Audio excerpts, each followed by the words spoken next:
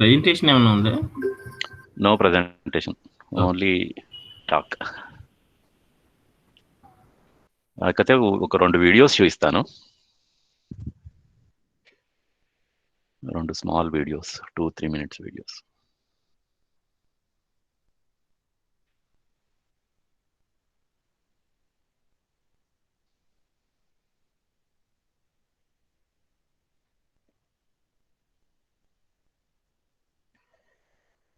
So 7:05 అయిందండి.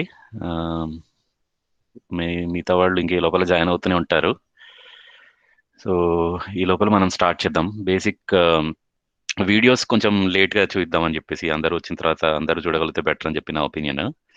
So అయితే ఇవాళ టాపిక్ ఒక 15-20 మినిట్స్ కంటే ఎక్కువ టైం తీసుకోలేండి, స్మాల్ టాపికే.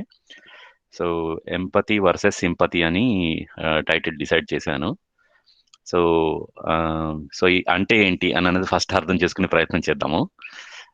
సో సింపతి అని అంటే మన తెలుగులో జాలి అని అంటామండి.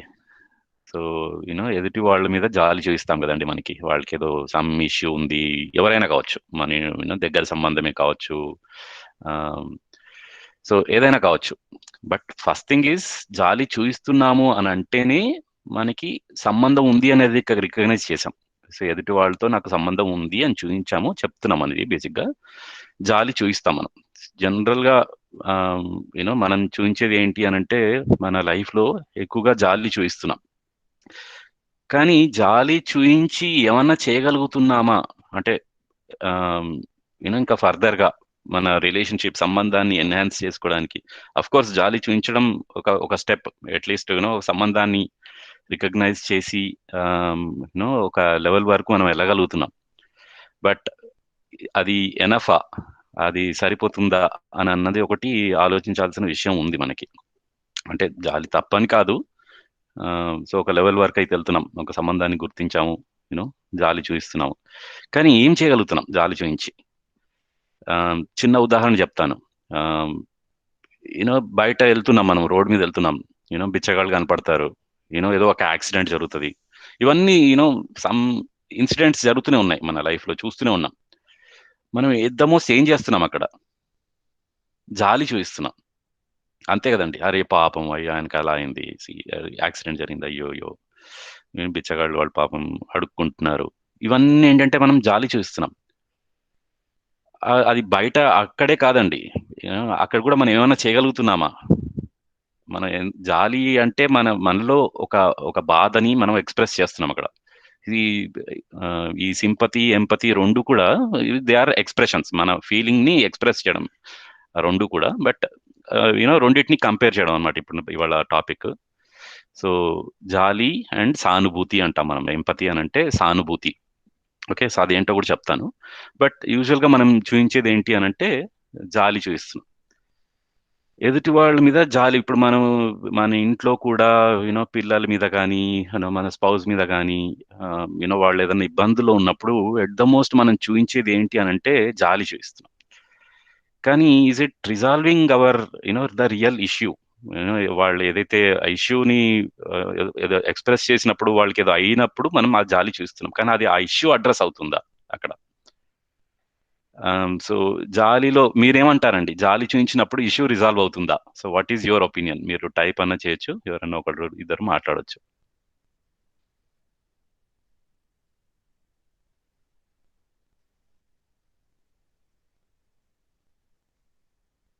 ఓకే, ఎదుటి వాళ్ళ మీద మనం జాలి చూపించినప్పుడు మనకి ఏమన్నా పని జరుగుతుందా?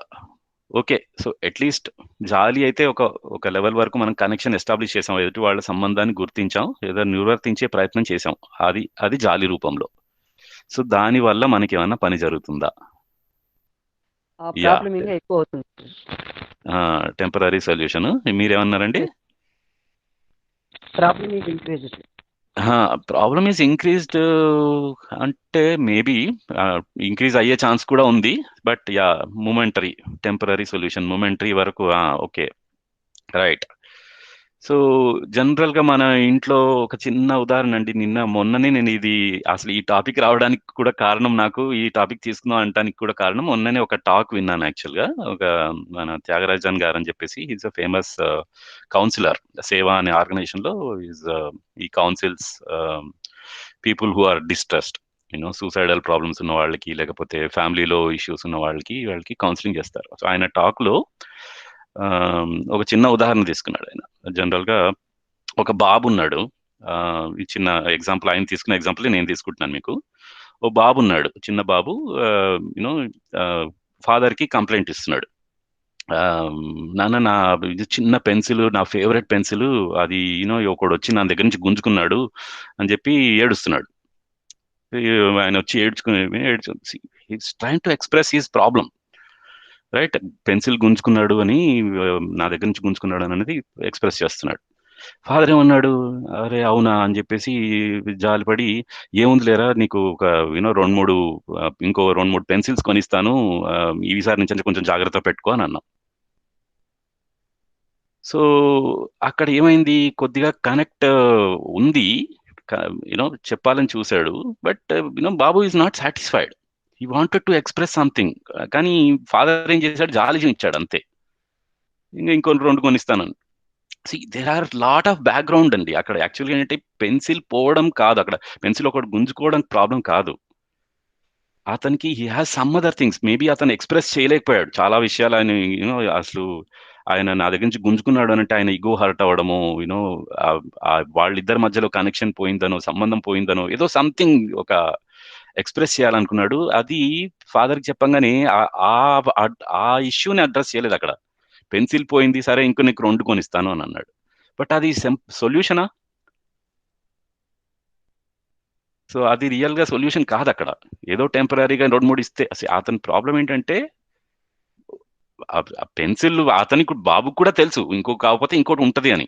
అక్కడ కనెక్టివిటీ మిస్ అయింది. పెన్సిల్ కి ఏదో ఇష్టమైన పెన్సిల్, ఫేవరెట్ పెన్సిల్, ప్లస్ ఆ ఫేవరెట్ పెన్సిల్ ఇంకోటి గుంజుకున్నాడు. అతను ఇగో హర్ట్ అయింది అక్కడ బేసిక్ గా. సో అతని సంబంధం పోయింది, అది అడ్రస్ చేయాల్సింది. అదే బాబు వాళ్ళ అమ్మ దగ్గరికి వెళ్ళి అడిగాడు, అమ్మ ఇట్లా నాది నా పెన్సిల్ పోయింది, ఒకడు గుంజుకున్నాడు అని చెప్తే, అవునా నాన్న, మరి ఏం చేద్దాం ఇప్పుడు? ఎందుకంటే బేసిక్ గా అమ్మకు కూడా ఏంటంటే అక్కడ రియల్ సినారియో ఏంటో తెలీదు. సో ఇంక్వైరీ మోడ్ లో తను అడుగుతుంది యాక్చువల్గా, అయ్యో తనలో ఇన్వాల్వ్ అయ్యి, అరే ఎట్లా పోయింది, ఎందుకు అట్లా గుంజుకున్నాడు, మరి ఏం చేద్దాం ఇప్పుడు? మరి స్కూల్కి వెళ్దామా, స్కూల్కి వెళ్ళి ఆ బాబుతో మాట్లాడదామా, బాబు ఎందుకు అలా చేశాడో ఏమో తెలియదు కదా మనకి, ప్రిన్సిపాల్ కి కంప్లైంట్ ఇద్దామా, నిజంగానే బాబు అలా చేస్తున్నాడు అని అంటే, మళ్ళీ చేస్తున్నా అంటే ఇది. సో ఇప్పుడు ఏమైంది, సో ఫస్ట్ కేసు ఏమో తండ్రి ఏమో నేను సరే జాలిపడి రెండు మూడు పెన్సిల్స్ ఇస్తానన్నాడు. రెండో కేసులో వాళ్ళ అమ్మ ఏం చేసింది, అయ్యో అవునా, మరి ఏం చేద్దాం ఇప్పుడు, కలిసి మనం మనం ఏం చేద్దాం అని మోడ్ లో తీసుకెళ్లి బాబుకి అర్థం చేసుకునే ప్రయత్నం చేసింది. బాబు ఆ, అతను ఏం అవుతున్నాడు అక్కడ, ఏంటి ప్రాబ్లము, ఎందుకు అలా ఫీల్ అవుతున్నాడు, ఎందుకు బాధపడుతున్నాడు అని దాన్ని అర్థం చేసుకునే ప్రయత్నంలో బాగా ఇంటరాక్టివ్ గా తన లెవెల్ కి దిగి, బాబు లెవెల్ కి దిగి అర్థం చేసుకునే ప్రయత్నం చేసింది. ఇది ఎంపతి అండి. జాలి అనంటే సింపతి అంటే జాలి అండి. ఎంపతి అంటే సహానుభూతి. సహానుభూతి అంటే సహ అనుభూతి, కలిసి ఆ అనుభవాన్ని యూనో మన ఎక్స్పీరియన్స్ చేయడం, అది సహానుభూతి. అది ఇంక్లూజివ్నెస్. అది ఇంక్లూజివ్నెస్ అంటే పక్క వాళ్ళని నాలాగే ఉన్నారు అని గుర్తించి వాళ్ళతో పాటు ఆ బాధని పంచుకొని, షేర్ చేసుకొని, వాళ్ళతో పని చేయడం, అది సానుభూతి. సో మనకి జాలి అన్నది కొంతవరకేనండి, ఇట్స్ టెంపరీ ప్రాబ్లం. మీరు అన్నట్టుగా టెంపరీ ఇష్యూని రిజాల్వ్ చేయొచ్చు, కానీ ఫుల్ ఫ్లెడ్జ్డ్ ఆన్సర్ కాదు. సో మరి ఇది గుర్తిస్తున్నాము మన జనరల్ గా ఇంట్లో చేసేవి మన పిల్లలతో కానీ, ఎందుకంటే మనకి ఈగో అనేది ఒకటి వస్తుందండి మధ్యలో. నేను ఒక పేరెంట్ని, నేను ఏమన్నా చేయగలను, పిల్లల్ని ఎట్లయినా వాళ్ళని ఏమైనా చేయొచ్చు అనే ఒక ఒపీనియన్ తోటి, ఆ ఈగో తోటి ఏం చేస్తామంటే, ఎట్ ద మోస్ట్ మనం ఒకవేళ ఫస్ట్ ఆఫ్ ఆల్ ఆ సంబంధాన్ని గుర్తించితే నేనే ఒక ఫస్ట్ స్టెప్ వేసినట్టు. మనం జాలి పడుతున్నాం అంటే ఓకే, ఒకవేళ సంబంధాన్ని గుర్తించి వాళ్ళ మీద జాలి పడుతున్నాం, కరెక్టే అంత, కానీ దట్ ఈస్ నాట్ ఎనఫ్. అది ఇంకా సరిపోదు. దాంతో పాటు వాళ్ళతో ఎంపతి చూయించి సానుభూతిగా ఉండి వాళ్ళకి ఏంటి రియల్ ఇష్యూ ఏంటి మాట్లాడి వాళ్ళతో ఇంక్లూజివ్ గా ఎలా సాల్వ్ చేద్దాం ఇది ఇష్యూ అని కూర్చొని ఇది ఎంతవరకు చేస్తున్నాం. ఓకే, సో ఒక చిన్న వీడియో చూపిస్తానండి, just try to understand what is happening. చిన్న cartoon show 2-3 minutes. Okay, let me try to share.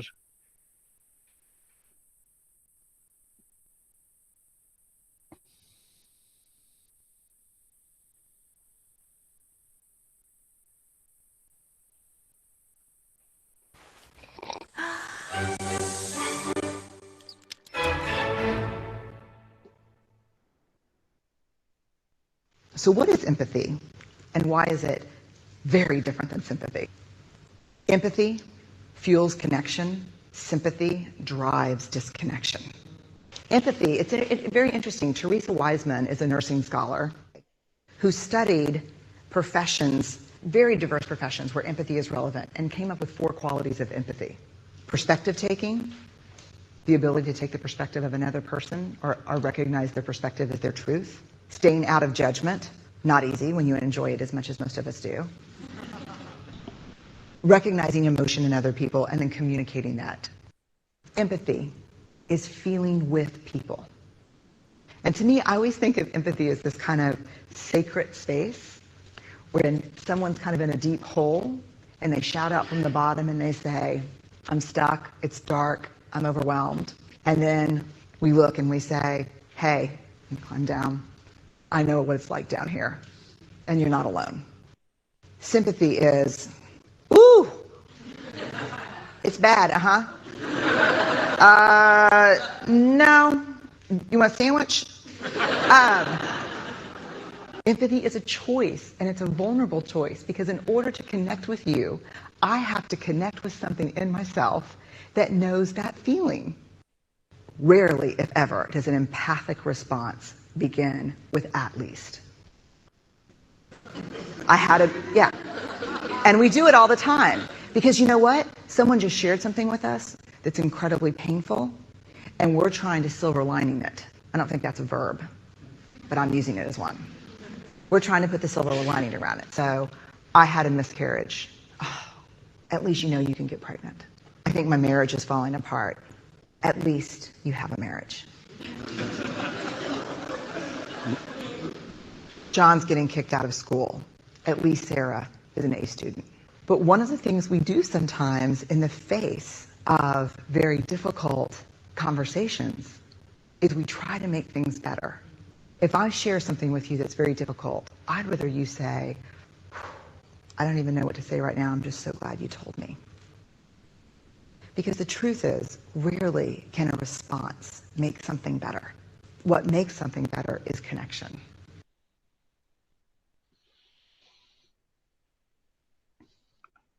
Okay, so చూసారు కదండి, యాక్చువల్గా మోస్ట్ ఆఫ్ ద టైమ్స్ మనం ఏం చేస్తుంటాం అంటే సిల్వర్ లైన్ వేస్తుంటాం పైన, అయ్యో అలా జరిగిందా ఇలా జరిగిందా, అంతే జాలి చూపిస్తున్నామండి. ఒక్కొక్కసారి మన రిలేటివ్స్ కానీ మన క్లోజ్ ఫ్రెండ్స్ కానీ వాళ్ళ ఇంపార్టెంట్ పీపుల్ వాళ్ళ ఇంట్లో ఎవరైనా చనిపోయారనుకోండి, ఎట్ ద మోస్ట్ మనం వాట్సాప్లో పంపిస్తాము రెస్ట్ ఇన్ పీస్, లేకపోతే అయ్యో సారీ, అంత మించే.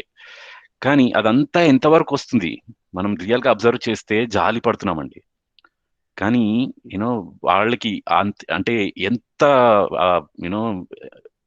దుఃఖంలో ఉండుంటారు వాళ్ళు ఆ టైంలో, వాళ్ళ లవ్డ్ వన్స్ పోయి ఉంటారు, ఏదో జరుగుంటది, వెరీ బ్యాడ్ థింగ్ జరుగుంటది, ఎంత బాధలో ఉండుంటారు వాళ్ళు. అది మనం అర్థం చేసుకుని వాళ్ళకి ఏమన్నా మనం సానుభూతి చూపిస్తున్నామా?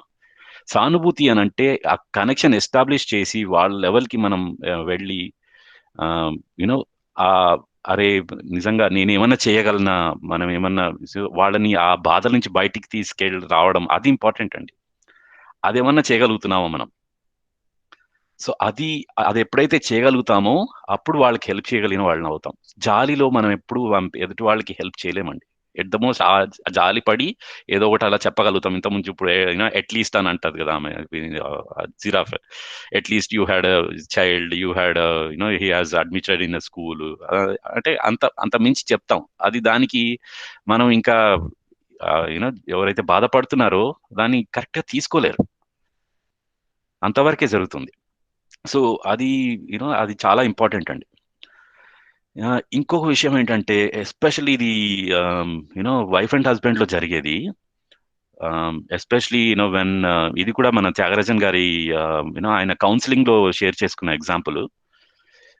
వైఫ్ ఎప్పుడైతే అంటే మా వైఫ్ అండ్ హస్బెండ్ లో పిల్లల్ని కంటారో వాళ్ళు వెళ్ళే ఆ జర్నీలో ఆ 9 months టైంలో వాళ్ళు అండర్గో అయ్యే పెయిన్ ఏదైతే ఉందండి, ట్రెమండస్ అండి.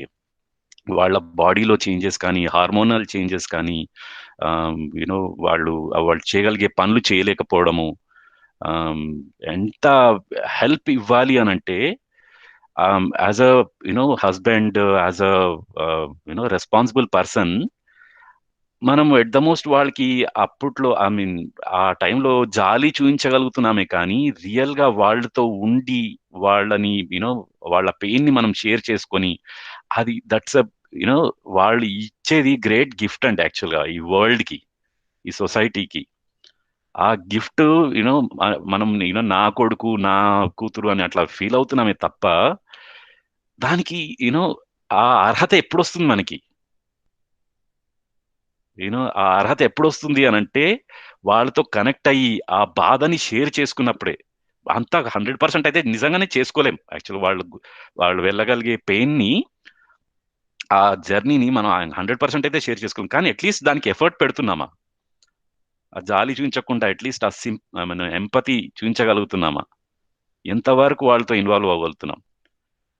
సో ఇది అంటే మగవాళ్ళని పాయింట్అవుట్ చేయడమే కాదండి, ఇన్ఫాక్ట్ ఆడవాళ్ళు కూడా you know when husband is working at some place, వాళ్ళు అండర్గోయే వర్క్ లో కూడా వాళ్ళు పడే స్ట్రెస్ ఏదైతే ఉంటుందో అది అఫ్ కోర్స్ ఆడవాళ్ళకి కూడా ఉంటుంది, వాళ్ళు చేసే జనరల్ ఇంట్లో పనులు అవన్నీ ఉంటాయి. కానీ ఒకళ్ళనొకళ్ళు ఎంతవరకు ఆ స్ట్రెస్ ని అర్థం చేసుకుని దాంట్లో మనం ఎంత ఇన్వాల్వ్ అయ్యి వాళ్ళతో పాటు మనం ఎంత చేయగలుగుతున్నాము. అయ్యో సారీ నువ్వు ఎంత కష్టపడుతున్నావు, రోజు వంట చేస్తున్నావు, అలా కాకుండా ఆ వంట చేయడం ఎంత కష్టం అని చెప్పి వాళ్ళతో పాటు మనం చూసి వాళ్ళతో ఫీల్ అయ్యి అరే ఇది ఇంత నిజంగానే కష్టం అని ఎంత ఎప్పుడు తెలుసుకోగలుగుతాం అంటే వాళ్ళతో పాటు అది చేయగలిగినప్పుడే, వాళ్ళు ఆ పనులు చేస్తున్నప్పుడు. అది అది ఎంపతి అండి. జాలి చూపిస్తే మనం అందుకనే మనకి జనరల్ గా ఇష్యూస్ ఎందుకు వస్తున్నాయనంటే జనరల్ గా జాలి చూపిస్తున్నాం అంతవరకే, రియల్ గా వాళ్ళని అర్థం చేసుకునే ప్రయత్నం చేయట్లేదు. ఇదైతే ఎప్పుడైతే చేయగలుగుతామో అప్పుడు మన లైఫ్ మన కనెక్టివిటీ ఏర్పడుతుందండి. అది చాలా ఇంపార్టెంట్. మనం చూడగలుగుతున్నాం అది ఆ కనెక్షన్ ఈ సింపతి తోటి. అయితే ఇంకొక చిన్న ఎగ్జాంపుల్ అండి, ఒక చిన్న 2-3 minutes వీడియో చూపిస్తాను. ఇది హిందీలో అండ్ సబ్ టైటిల్స్ ఇంగ్లీష్ లో ఉన్నాయి. తారే జమీన్ పర్ అని ఒక సినిమా మూవీలో ఒక చిన్న సన్నివేశం. ఐ హోప్ చాలా మంది అందరు చూసే ఉండుంటారు, అమీర్ ఖాన్ మూవీ. అండ్ ఒక బాబు డిస్లెక్సియా అని అంటే బేసిక్ గా అక్షరాలు సరిగ్గా చదవలేడు, రాయలేడు. ఎందుకంటే సి మనం యాజ్ అ పేరెంట్స్ మనం ఒక ఎన్విరాన్మెంట్ అనేది క్రియేట్ చేయలేకపోయాం అక్కడ బేసిక్ గా ఆ బాబుకి. అంటే ఆ బాబుకి ఆ ఎన్విరాన్మెంట్ క్రియేట్ చేయనందుకు వల్ల జనరల్ గా మన ఇంట్లో కూడా ఫోకస్ అంతా ఎక్కడ ఉంది? మార్కులు మంచిగా రావాలి, మంచిగా చదవాలి అని చెప్తున్నాం, కానీ ఎలా చదవాలి అని చెప్తున్నామా మనం? రైట్, నీకు మంచి మార్కులు రావాలి, మంచి ర్యాంక్ రావాలి, కరెక్టే, అది మంచి కోరుకునే చెప్తారు పేరెంట్స్ ఎవరైనా కూడా. కానీ మంచి మార్కులు ఎలా రావాలి, అవి ఏం చేస్తే వస్తాయి? అలాంటి ఎన్విరాన్మెంట్ మనం ఇచ్చినప్పుడే యూనో మార్కులు రానప్పుడు మనం అగైన్ జాలి చూపిస్తాం, లేదా అసలు ఆ సంబంధాన్ని రికగ్నైజ్ చేయనప్పుడు వాళ్ళని కొట్టడము, తిట్టడము, పనిష్మెంట్ ఇవ్వడం ఇవన్నీ చేస్తుంటాం. దాంతో ఏది ఫస్ట్ ఆఫ్ ఆల్ అది ఆ సంబంధాన్ని రికగ్నైజ్ చేయకుండా వాళ్ళు పనిష్మెంట్ ఇచ్చినప్పుడు సంబంధాన్ని అసలు దూరం చేసుకున్నట్టే అవుతాం డెఫినెట్ గా. అదే అవుతుంది ఈ సినిమాలో కూడా. ఫస్ట్ ఏం చేస్తారంటే పిల్లల్ని వాడు ఆ పేరెంట్స్ పిల్లల్ని ఫస్ట్ దూరం అయిపోతుంటాడు ఇంకా బేసిక్ గా. వాళ్ళు ఇంకా ఎంత దూరం అయిపోతారంటే ఇక హాస్టల్లో వేసేస్తారు వాళ్ళు, ఒక దూరం ప్లేస్ లో హాస్టల్లో వేస్తారు ఈయన డిస్లెక్సియా ఉందని ఒక ప్రాబ్లం గుర్తించకుండా. సో అమీర్ ఖాన్ ఏంటంటే టీచర్, అక్కడ వాళ్ళని ఆ బాబుని రికగ్నైజ్ చేసి ఈయనకి ప్రాబ్లం ఉందని చెప్పేసి హీ కనెక్ట్స్ టు హిమ్. యాక్చువల్గా ఆ ప్రాబ్లం ఏంటి అర్థం చేసుకుని చెప్తాడు. ఒక చిన్న సన్నివేశం చూపిస్తానండి యాక్చువల్గా. అయితే అమీర్ ఖాన్ ఎప్పుడైతే ఆ బాబు మీద వర్క్ చేసి కొంత టైం అయిన తర్వాత ఆ పేరెంట్ మళ్ళా అమీర్ ఖాన్ దగ్గరకు వచ్చి, టీచర్ దగ్గరకు వచ్చి, చూసాం, నేను కొంచెం రీసెర్చ్ చేశాను, మీరు చెప్పింది కరెక్టే అని చెప్పి ఒక సన్నివేశం ఉంటుంది. చాలా పవర్ఫుల్ గా ఉంటది. ఇది నాకు చాలా నచ్చింది బేసిక్ గా. సో అది నేను షేర్ చేస్తున్నాను.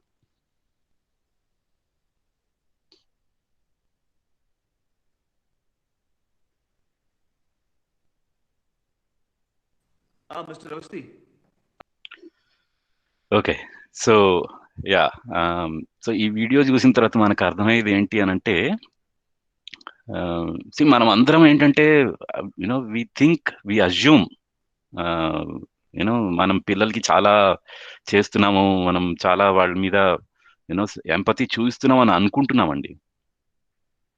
కానీ అది నిజంగా చెక్ చేస్తే నిజంగా అది ఎంపతినా సింపతినా అనేది చూడాల్సిన అవసరం చాలా ఉంది. ఇక్కడ వీళ్ళు ఏం చేశారు చూడండి. ఆ డిస్లెక్సియా అనే రోగం వాళ్ళ బాబుకు ఉంది అని అంటే వాళ్ళు ఏం చేశారు, ఇంటర్నెట్ లో సెర్చ్ చేశారు డిస్లెక్సియా అంటే ఏంటి అని, దానిలో గుర్తించారు అంతే. దాని మీద జాలి పడ్డారు. అయితే ఈ టీచర్ దగ్గరకు వచ్చి మీరు మేము ఏం చేయట్లేదు అని అనుకుంటున్నారేమో అని చెప్పేసి, మేము we care for our children అని చెప్తే ఆయన చెప్తాడు అసలు కేర్ అంటే అక్కడ ఎంపతి అండి యాక్చువల్గా. బట్ వెన్ యూ సే, మీరు చెప్తున్నారు మీరు కేర్ అని అంటే, మీ వాడిని మీరు ఎప్పుడు దగ్గరికి తీసుకున్నారు?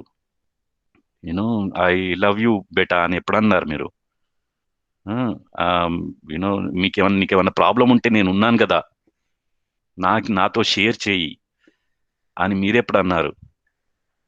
ఈ ఈ కనెక్టివిటీ ఎస్టాబ్లిష్ చేసి ఉత్తగా జాలి పడకుండా వాళ్ళతో ఇన్వాల్వ్ అయ్యి టైం స్పెండ్ చేసి వాళ్ళని అర్థం చేసుకునే ప్రయత్నం ఎప్పుడైతే చేస్తామో అది ఎంపతి. అన్ఫార్చునేట్లీ అది మిస్ అయిన తర్వాత అలా ఉంది కాబట్టే ఆ స్టేజ్ వరకు వచ్చింది ఆ ఫ్యామిలీలో. మన పిల్లలు మనకి దూరం ఎందుకు అవుతున్నారు అని అంటే, ఒకటైతే ఒక డెఫినెట్లీ రీజన్ ఏంటి అని అంటే సంబంధాన్ని గుర్తించకపోవడం.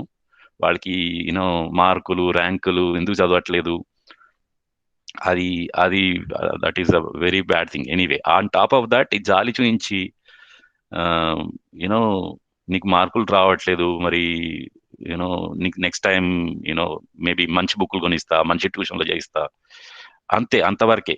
కానీ అది అది ఎనఫా? మనం అది వాళ్ళకి ఏం కావాలి, ఎందుకు అర్థం చేసుకోలేకపోతున్నారు, ఎందుకు మార్కులు రావట్లేదు అని అన్నది మనం దగ్గరికి వెళ్ళి వాళ్ళని అడిగి టైం స్పెండ్ చేసి ఎప్పుడైతే ఆ ఎంపతి చూపిస్తామో అప్పుడే వాళ్ళని మనకి హెల్ప్ చేయగలుగుతాం. అదర్వైజ్ ఇట్స్ నాట్ పాసిబుల్ అండి. పక్క వాళ్ళ మనస్తత్వాన్ని వాళ్ళ లెవెల్కి వెళ్ళి ఆ ఆ, వాళ్ళతో అయ్యగలిగినప్పుడే మనం వాళ్ళకి హెల్ప్ చేయగలుగుతాం. అయితే ఇంకొక మన ఈగో ఎలా ఉంటుందంటే యూజువల్గా, యూనో వాళ్ళు ఏదైనా చెప్పాలనుకుంటున్నారు. ఏదైనా సరే వాళ్ళు బాధలో ఉన్నప్పుడు ఏదైనా ఎక్స్ప్రెస్ చేయాలనుకుంటారు. ఆ ఎక్స్ప్రెస్ చేసినప్పుడు మనం ఏం చేస్తామంటే ఈగో వల్ల, నాకు తెలుసు, నువ్వేమవుతున్నావు నాకు తెలుసు, నాకు అర్థమైంది అని చెప్పేసి ఎప్పుడైతే చెప్తామో వాళ్ళు మాట్లాడేది మనం పక్కన పెట్టేస్తాం. నాకు అర్థమైతుంది, అర్థమైతే నాకు అర్థమైతే వాళ్ళకి హెల్ప్ చేస్తాం, అంతేగాని జాలి పడమండి. రైట్? ఎప్పుడైతే ఈ నాకు అర్థమైంది అని అన్నామో అక్కడే కనెక్టివిటీ పోతుంది మంది. అర్థమైతే వాళ్ళకి హెల్ప్ చేస్తాం. ఆ అలా హెల్ప్ చేయకుండా నాకు అర్థమైంది అని జాలి పడతాము అంతే, ఇంక అక్కడితోటి ఆగిపోతుంది, అక్కడ సంబంధం ఆగిపోతుంది. అది వాళ్ళకి హెల్ప్ చేసినట్టు అవ్వదు. సో ఈ ప్రాబ్లమ్స్ మనకి చాలా ఉన్నాయండి యాక్చువల్గా. సో ఇది చాలా ఇంపార్టెంట్. మనం జాలి కాకుండా సహానుభూతి, ఎదుటి వాళ్ళతో సహం అంటే కలిసి, అనుభూతి అంటే వాళ్ళతో ఎక్స్పీరియన్స్ చేయడం, అది ఇంపార్టెంట్. సో ఇదండి వాళ్ళ టాపిక్. సో దీంట్లో కానీ ఇంకా మీకు ఫర్దర్గా ఏమన్నా క్వశ్చన్స్ ఉంటే మీరు అడగొచ్చు. Be open. ఇదే టాపిక్లో అడగాలని కూడా ఏం లేదు.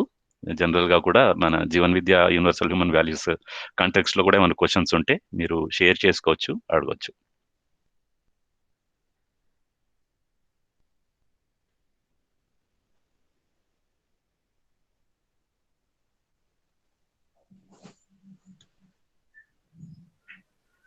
Sir good morning. Good morning Parthasarathi గారు, చెప్పండి. సార్ ఇప్పుడు ఒక సందర్భంలో చెప్పారు ఏంటంటే పిల్లవాడు పెన్సిల్ తీసుకెళ్ళిండు అని అన్నారు కదా. అయితే మనం ఇంకోటి కొనిస్తాను అని అనకుండా వాళ్ళతో వాళ్ళ ఫీలింగ్స్ ని మనం పంచుకోవాలి. అంటే ఎలా అని అంత అలా చేస్తేనే వాళ్ళు సాటిస్ఫై అవుతారు.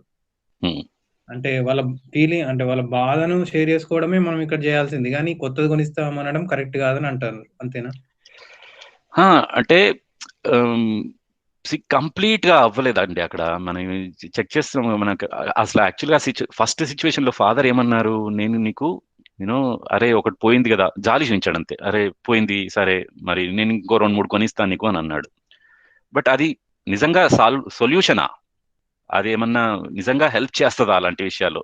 సో మనకి ఎలా ఉంటుందండి, మనకి ఏదో చాలా ఇంపార్టెంట్ వస్తువు మనది పోయింది, చాలా అటాచ్ అయి ఉన్న ఫోనో లేకపోతే ఏదన్నా సమ్ వస్తువు పోయింది, మనకు ఒకళ్ళు చెప్తున్నాం అరే నాకు పోయింది అని అన్నాం అనుకో, జనరల్గా ఫ్రెండ్స్ కూడా మనం ఏం చెప్తారంటే అరే పోయింది కదా ఇంకోటి కొనుక్కో. చాలా సింపుల్ కదా అలా చెప్పడం, కానీ మనకు అది నచ్చుతుందా? అంటే ఇప్పుడు తను పిల్లవాడు కాబట్టి పూర్తిగా కొనుక్కోవచ్చు అనే జ్ఞానం లేకపోవడం వల్ల తను ఎక్కువ ఫీల్ అవుతూ ఉంటాడు. కానీ పెద్దవాళ్ళు కూడా కొన్ని సందర్భాలు ఇలా ఫీల్ అవుతూ ఉంటారు కదా సార్. అంటే వాళ్ళు ఆబ్జెక్ట్స్ పట్ల వాళ్ళకి అంటే సరైన అవగాహన లేకపోవడం వల్ల ఇట్లా చేస్తూ ఫీల్ అవుతారు. అంటే నేను ఇక్కడ చెప్పేది ఏంటి అని అంటే, ఒక వస్తువు పోయింది అనడం కాదు. ఒక్క నిమిషం ఉండండి, మాట్లాడవచ్చు.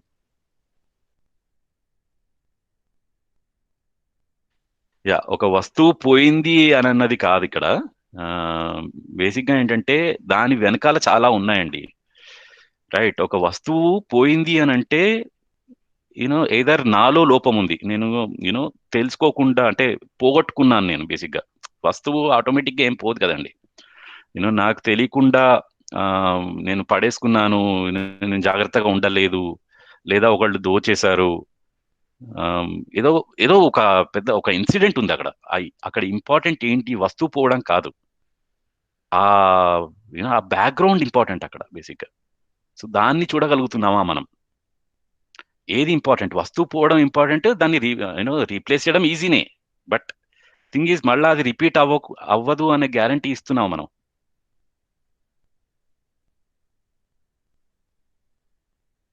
రైట్. సో ఒక వస్తువు పోయింది, పెన్సిల్ పోయింది, 3 ఇచ్చాము, మళ్ళీ ఇంకోసారి పోతుంది, అప్పుడేం చేద్దాం మరి? అట్లా మూడు మూడు మూడు ఎవ్రీ టైం పోయినప్పుడల్లా ఒక 5-6 కొనిస్తూ ఉందామా? వాట్ ఈస్ ద సొల్యూషన్ దానికి? జాలిపడి అట్లా 3 ఎవ్రీ టైం కొనిస్తూ ఉందామా? దాని సొల్యూషన్ వెతుకుదామా కలిసి? What is the real solution?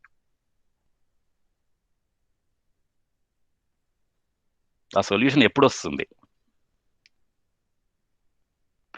వాళ్ళ మీద జాలి చూపిస్తేనేమో అట్లా 2-3 పెన్నులు ఇస్తున్నాం మనం, 2-3 పెన్సిల్ కొనిస్తున్నాము, లేదా కొనుక్కుంటున్నారు, ఇంకో సెల్ ఫోన్ కొనుక్కుంటున్నాం. బట్ అది ఎందుకు పోయింది, ఎలా పోయింది, దాన్ని పోగొట్టకుండా ఎలా ఉండొచ్చు అని వాళ్ళకి సలహా ఇచ్చి సానుభూతి చూపించి, అలా ఉన్నప్పుడు మనకి బెటర్ ఫీలింగ్ ఉంటుందా? ఎప్పుడు బాగుంటుంది?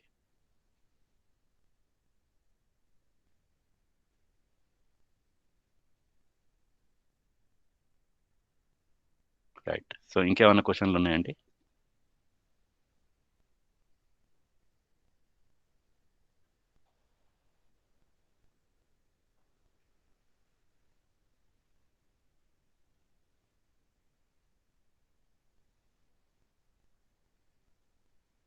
ఎవరు మాట్లాడట్లేరండి? గిరి గారు, నరేష్ యా, అండి. చెప్పండి నరేష్. అయితే ఇది ఇప్పుడు ఆ వస్తువు పోయిందన్నప్పుడు వాళ్ళు ఫీల్ అయ్యే పెయిన్ మనం ఫీల్ అవుతున్నాం అనే విషయం వాళ్ళకి అర్థం కావాలి. ఆ విధంగా మాట్లాడాలా? సో ఇక్కడ ఈ మనం ఎలా మాట్లాడుతున్నాం కూడా అన్నది కూడా ఇంపార్టెంటేనండి. వాళ్ళు ఫీల్ అయ్యేది కంప్లీట్ గా మనం అర్థం చేసుకోలేం. 100% అయితే డెఫినెట్లీ నాట్ పాసిబుల్. సో ఎందుకనంటే ఎదుటి వాళ్ళ ఫీలింగ్స్ మనం 100% చూడలేం. మనం వాళ్ళు ఎక్స్ప్రెస్ మొత్తం కంప్లీట్ గా ఎక్స్ప్రెస్ కూడా చేయలేకపోవచ్చు. ఎస్పెషలీ పిల్లలండి. పిల్లలు వాళ్ళు ప్రాబ్లం ఏంటంటే నా పోయింది అని అన్నాడు, కానీ అక్కడ ఎలా పోయింది, ఎందుకు పోయింది, దేని వల్ల బాధపడుతున్నావు అని అన్నది ఆ పిల్లగాడు ఎక్స్ప్రెస్ చేయలేకపోవచ్చు. సో అప్పుడు ఏమవుతుంది అని అంటే మనం యాక్టివ్ లిసనింగ్ మోడ్ లో ఉండి వాళ్ళని అర్థం చేసుకునే ప్రయత్నంలో వాళ్ళకి ఛాన్స్ ఇచ్చి కంప్లీట్ గా విని వాళ్ళ ఫీలింగ్స్ ని మనం అర్థం చేసుకునే ప్రయత్నం, మనం ఎఫర్ట్ పెట్టాలి దానికి. ఆ సంబంధం మనకు కావాలి అని అనుకుంటే మన ఎఫర్ట్ మన దగ్గరే ఉండాలండి. అయితే ఈ అర్థం చేసుకునే ప్రయత్నంలో యాక్టివ్ లిసనింగ్ ఒకటి ఇంపార్టెంట్.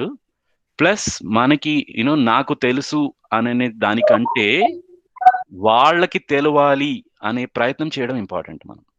మనం అది చేస్తున్నామా? First thing. నాకు తెలుసు అని అంటే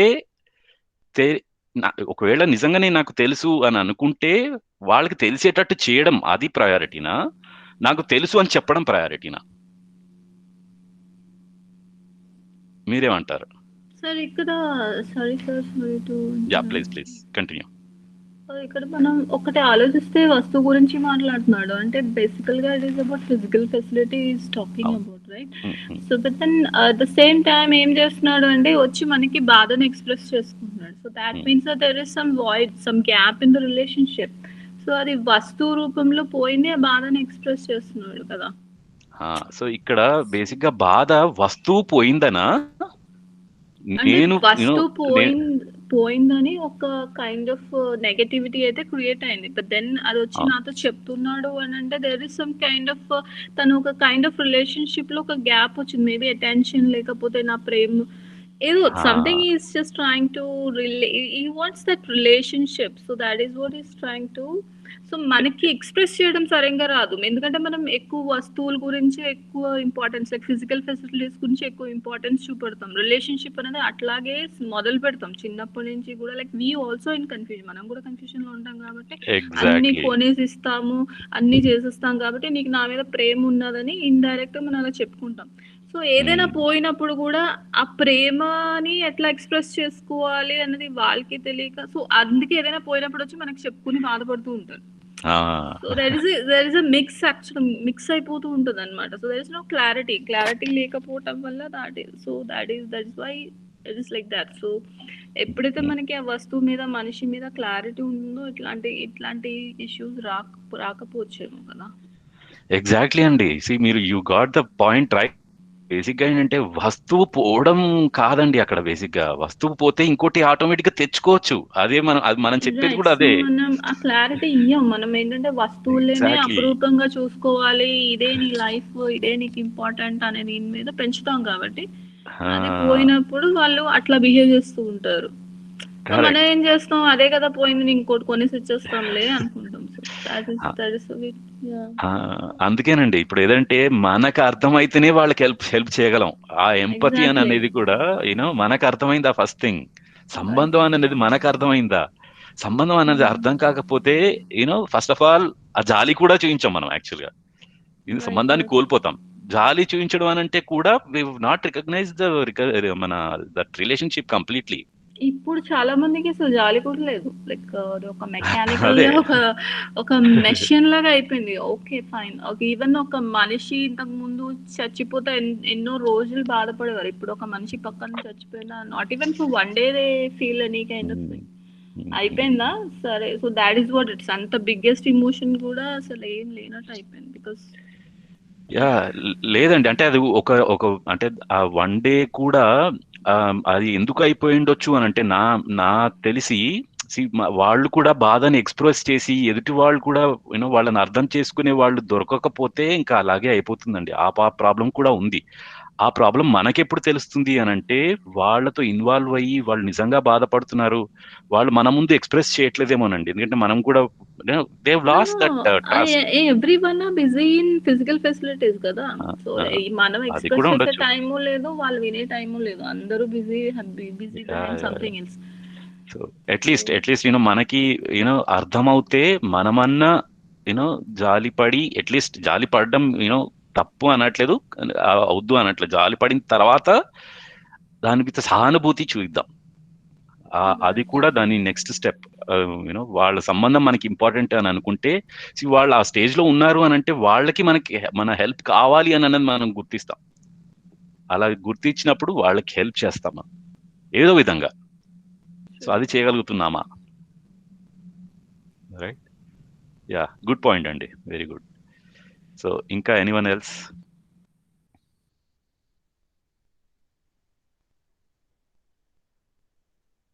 హలో సార్, నమస్తే సార్. చెప్పండి రాధారాణి గారు. ఇక్కడ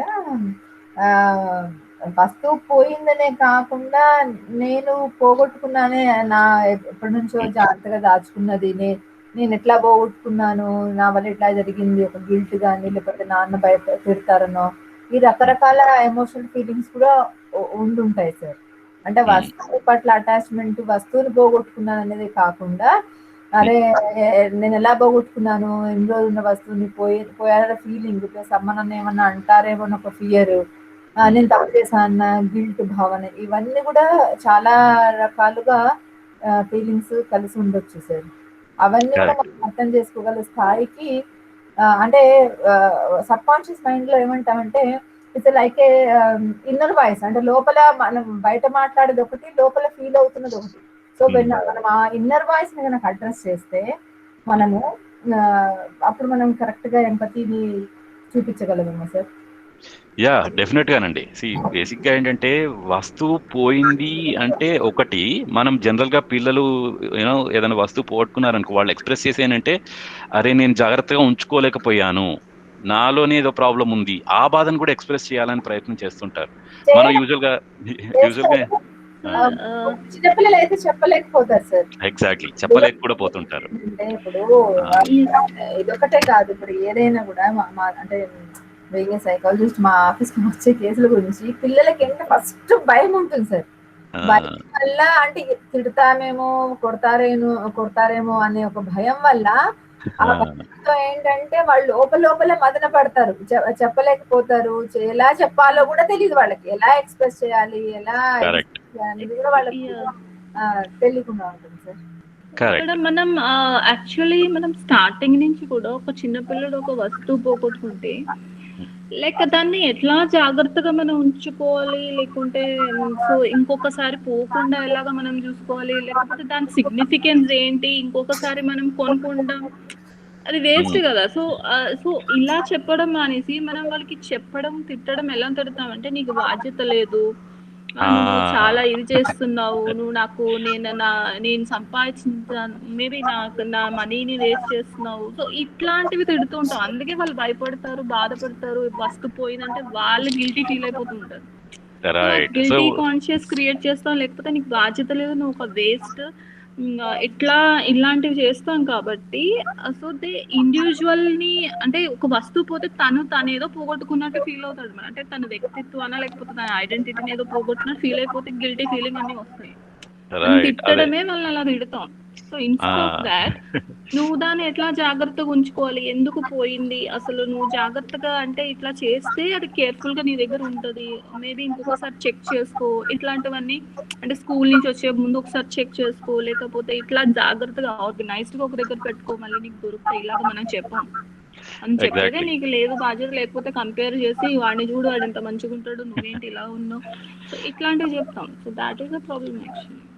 యా, సో యూజువల్గా మనం ఏం చేస్తామంటే పిల్లల్ని ప్రతిసారి పోడగొట్టుకుంటుంటావు, నీకు చేత కాదు, ఎప్పుడు చూసినా అన్ని నన్ను నా వస్తువులన్నీ నేను ఎంత కష్టపడుతున్నానో తెలుసా నీకు, ఇదన్నీ ఏంటి అని అంటే వాళ్ళ బాధను వాళ్ళు ఎక్స్ప్రెస్ చేస్తున్నారు, మళ్ళీ మన బాధను ఎక్స్ప్రెస్ చేస్తున్నాము ఇన్ ద వే ఆఫ్ కోపమో లేకపోతే జాలి చూపించడమో, ఇంతే. అది ఎంతవరకు సాల్వ్ చేస్తుంది ఆ ప్రాబ్లమ్ని? అది ఎప్పటికీ జరిగేది. తర్వాత ఏమైపోతుందంటే ఇవాళ అది కూడా ఎక్స్ప్రెస్ చేయడము తెలియదు ఎలాగూ, ఇంకా ఉన్న ఎక్స్ప్రెషన్ కూడా చేయకుండా అయిపోతారు. ఇంకా నెక్స్ట్ టైం చెప్తే ఏంటంటే ఇక నాన్న ఇదే చెప్తారు, సో అక్కడ మనం ఎక్స్ప్రెస్ చేసే విధానంలోనే మెసేజ్ వెళ్ళిపోయింది, వస్తువు అన్నిటికన్నా ఇంపార్టెంట్, రిలేషన్షిప్ కాదు. సో అనే మెసేజ్ చెప్పేస్తున్నాం మనం అక్కడ. ఎగ్జాక్ట్లీ, ఎందుకంటే మనకు అదే తెలుసు కదా అప్పుడు. అందుకే వస్తువు పోయినప్పుడు చాలా భయపడిపోవడం, గిల్టీ ఫీలింగ్, దాన్ని ఎక్స్ప్రెస్ చేసుకోలేకపోవడం, లేకపోతే వేరే విధంగా ఎక్స్ప్రెస్ చేసుకోవడం జరుగుతుంది అక్కడ. ఎగ్జాక్ట్లీ. సో యా, అది బేసిక్ గా ఏంటంటే మనకి ఒక్కోసారి మనం ఏం చెప్తామనంటే ఇంకా అవును కరెక్టే ఇదంతా అంటుంటాం, కానీ కరెక్టే అని అనడం అగైన్ ఇది జాలి చూపడం వరకే. అని అంటాం మనం, నాకు అర్థమవుతుంది నువ్వు చెప్పేది, అంతే, అంతవరకు అక్కడితో ఆగిపోతుంది. అదే అంతే, అంటే అక్కడ ఏంటంటే జాలి అంతే. అది అది సరే, మరి దానికి ఏంటి సొల్యూషన్? అయినో అంటే అది ఏంటో ఏం తెలుసో చెప్పు కదా. నెక్స్ట్ టైం దాన్ని పోడగొట్టుకోకుండా ఎలా ఉండొచ్చు? అరే అది పోయిందా, ఫస్ట్ ఆఫ్ ఆల్ అరే అది పోయిందా అయ్యో అని చెప్పి అలా చెప్పి అలా జాలి చూయించి తర్వాత సరే మరి ఈసారి నుంచి కొంచెం జాగ్రత్తగా పెట్టుకుందాం మనము ఇంక్లూజివ్నెస్ రావాలి, నువ్వు కాదు. నెక్స్ట్ టైం నుంచి జాగ్రత్త పెట్టుకో నాన్న అట్లా కూడా కాదు, బేసిక్గా అలా కాదు. ఈసారి నుంచి ఏవైనా వస్తువులు ఇప్పుడు నేను ఫస్ట్ ఆఫ్ ఆల్ అది నేను చేస్తున్నాను అని చూయించుకుంటూ నా వస్తువులు నేను జాగ్రత్తగా పెట్టుకునే ప్రయత్నం నేను చేస్తున్నాను. అఫ్ కోర్స్ నా దగ్గర నుంచి కూడా పోతాయి, కానీ మనం ఎఫర్ట్ పెట్టుకుందాం, దాన్ని ఇలా పెట్టుకోవచ్చు అని అనేది చూద్దాం. నేను ఇక దీన్ని ఇలా పెట్టుకుంటాను, నువ్వు కూడా అలా పెట్టుకునే ప్రయత్నం చెయ్యి. ఓకే, సో అలా అలా ఏమన్నా కమ్యూనికేట్ చేస్తే ఏంటి అని అంటే దట్ ఈస్ కాల్డ్, ఇంతకుముందు ఎవరో మన మెసేజ్ కూడా పెట్టారండి, guidance and support is more important than sympathy. Exactly, ఈ గైడెన్స్ అనేది మనం అదేనండి యాక్చువల్గా మమతా వాత్సల్యం అని అనేది ఆల్రెడీ మనం ఈ యూహెచ్వి కంటెంట్ లో కూడా డిస్కస్ చేస్తాం. మన ఫోకస్ అంతా కూడా వస్తువుల మీద ఉంది. వస్తువులు ఇంపార్టెంటే కాదని కాదు, కానీ దానికంటే ఎక్కువగా ఆ వస్తువులు ఎందుకు ఇంపార్టెంట్, దానివల్ల నాకు ఉపయోగం ఏంటి, అవును, దాన్ని ఎలా జాగ్రత్తగా పెట్టుకోగలను, right understanding of physical facilities. ఈ ప్రాస్పెరిటీ అని అనేది నాకు అర్థమైందా ఫస్ట్, నాకు అర్థమైతే ఎదుటి వాళ్ళకి నేను చెప్పగలుగుతున్నానా. ఇది వస్తువులతోటే కాదండి, వస్తువులతో ఆపేది కూడా కాదు, మనుషులతో కూడా. ఏంటంటే మనుషులతో సంబంధం పోయినప్పుడు కూడా మనం డిప్రెషన్లోకి వెళ్తాము, అది కూడా మనం ఎక్స్ప్రెస్ చేస్తాము, అది కూడా మనం జాలి రూపంలోనే దాన్ని పెట్టేస్తున్నాము. ఓకే, నాతో ఒకళ్ళతో గొడవ అయింది అని పిల్లలు చెప్పుకుంటారు అనుకోండి, ఇంకో అబ్బాయితో గొడవ అయింది, కొట్టుకుంటారు, దెబ్బలు తింటారు, అన్నీ అవుతాయి. సో బట్ అక్కడ ఏంటి, దెబ్బలు తినడం కాదు అక్కడ, ఒక సంబంధం పోయింది, అది ఎక్స్ప్రెస్ చేయడానికి ప్రయత్నం చేస్తుంటారు పిల్లలు యూజువల్గా. వాళ్ళకి ఎలా ఎక్స్ప్రెస్ చేయాలో తెలీదు. భాష నేర్పించే బాధ్యత మనదే, భాషతో పాటు ఆ నాలెడ్జ్ ఇవ్వాల్సిన బాధ్యత కూడా మనదే. అది గైడెన్స్. ఆ గైడెన్స్ రూపంలో వాళ్ళు నీకు సంబంధం ఇంపార్టెంట్ అని గుర్తించినప్పుడు, ఇప్పుడు నేను మన స్పౌస్ తోటి ఎలా ఉంటున్నాము అని అన్నది చూయించుకుంటూ, అయితే ప్రాబ్లం కూడా ఇదేనండి, మన ఇంట్లో మన సంబంధాలే కరెక్ట్గా లేనప్పుడు, మన భార్యతో కానీ స్పౌస్తో కానీ సంబంధం గుర్తించినప్పుడు లేనప్పుడు, అది మన పిల్లలకి ఏం కన్వే చేయగలుగుతామండి? వాళ్ళతో కూడా మనం అదే జాలే చూపించగలుగుతాం, ఎందుకంటే మనమే అక్కడ లివింగ్ లేదు. అలా లేనప్పుడు మనం ఏం కమ్యూనికేట్ చేయగలుగుతాం ఇంకా?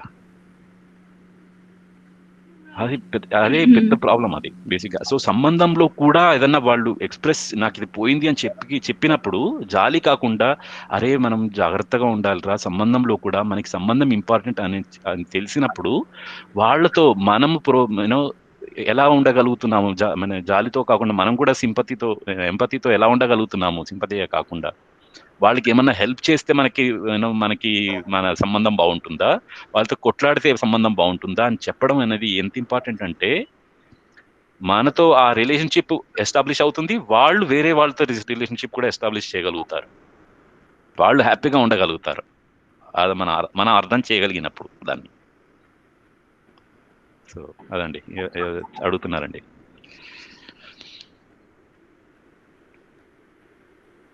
యా, ఇంకేమైనా క్వశ్చన్లు ఉన్నాయండి?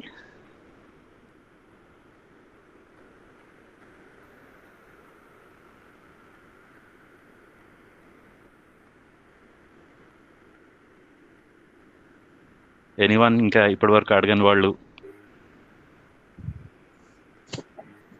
హలో పార్సాద్ గారు చెప్పండి. సార్, అంటే ఇప్పుడు చాలా వరకు మనకు రిలేషన్స్ లో అవతల వ్యక్తి మనం చెప్పేది వింటే సరిపోతుంది అనుకునే సందర్భాలు ఎక్కువగా ఉంటాయి, కానీ మనం దాన్ని గుర్తించకపోవడం వల్ల మనకు చాలా సమస్యలు వస్తూ ఉంటాయి మన జీవితంలో. సో మేబీ అంటే వాళ్ళు చెప్పేది వింటే సరిపోతుంది అంటే వాళ్ళు సాటిస్ఫై అవుతారు అనేది వాస్తవమేనా?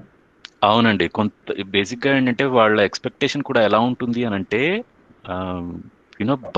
ఎప్పుడైతే బాధని మనం చూద్దామండి, మనకి ఎప్పుడు మనం రిలాక్స్డ్గా ఫీల్ అవుతాం, మన బాధని ఎక్స్ప్రెస్ చేసినప్పుడే చాలా మనం రిలాక్స్ అయిపోతాం.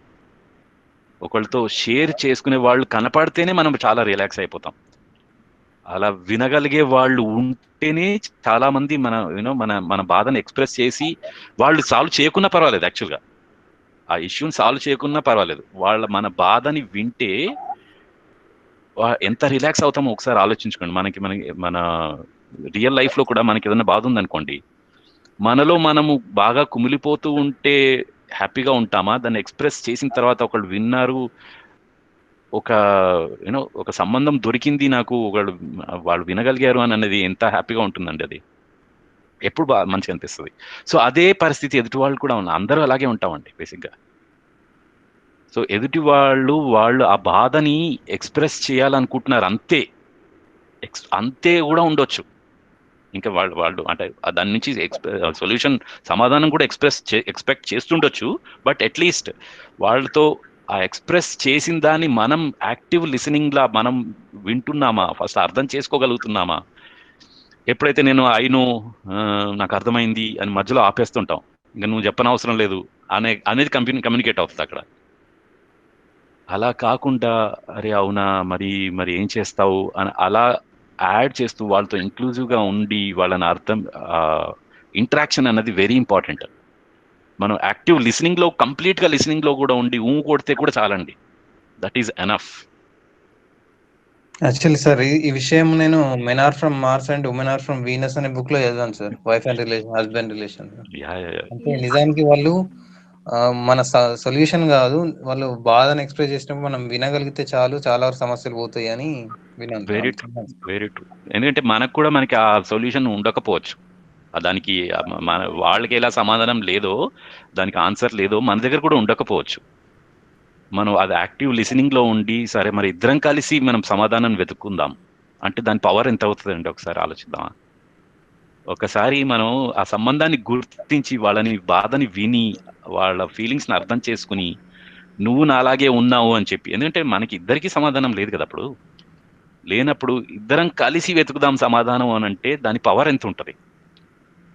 మనమే కూమిలిపోయి సమాధానం వెతుక్కుంటే అది అవ్వదు ఎలాగో, ఎందుకంటే మనం ఆల్రెడీ డిప్రెషన్ లో ఉన్నాం, వేరే పనులు అసలు చేయలేం. డిప్రెషన్ లో ఉన్నప్పుడు వేరే పనులు మనం చేయలేమండి, మనం చూస్తూనే ఉంటాం కూడా, ఆ డిప్రెషన్ గురించి ఆలోచిస్తుంటాం, అలాగే ఉంటాం. వేరే వాళ్ళని కూడా మనం అలా అర్థం చేసుకుని వాళ్ళకి ఆన్సర్ లేనప్పుడు కూడా మనం హెల్ప్ చేయలేం. కానీ చాలా సజెషన్స్ ఇస్తుంటాం, ఇంకా మనం ఒక్కోసారి అది కూడా చేస్తుంటాం. ఇలా చేయొచ్చు కదా, నువ్వు అలా చేయొచ్చు కదా, అలా చేయొచ్చు కదా అనే బదులు అలా చేద్దామా అంటే వర్కౌట్ అవుతుందా అని అడగడంలో ఎంత సూతింగ్ గా ఉంటుందండి ఆ ఆన్సర్. ఓకే, ఇద్దరం కలిసి అలా చేస్తే బాగుంటుందా బదులు నువ్వు అలా చేయొచ్చు కదా. ఈ సజెషన్స్ ఇవ్వడం చాలా ఈజీ, కానీ దాంట్లో ఇన్వాల్వ్ అవ్వడం కొంచెం కష్టమండి. కానీ దాంట్లో ఆన్సర్కి వెళ్ళగలుగుతాం, సో సమాధానానికి వరకు వెళ్ళగలుగుతాం. ఇది చూడగలుగుతున్నామా మనం? So sometimes like this is నేను జనరల్ గా మాట్లాడుతున్నాను, లైక్ ఒక ఫీమేల్ లో ఒక ఇంటి నుంచి ఇంకొక ఇంటికి వచ్చినప్పుడు అక్కడ ఎన్ని కంఫర్ట్స్ ఇచ్చినా కూడా తనకి ఒక కైండ్ ఆఫ్ డిస్కంఫర్ట్ ఉంటుంది. అంటే ఉత్తికి ఇట్లా బిహేవ్ చేస్తుంది అంటారు కదా అన్ని.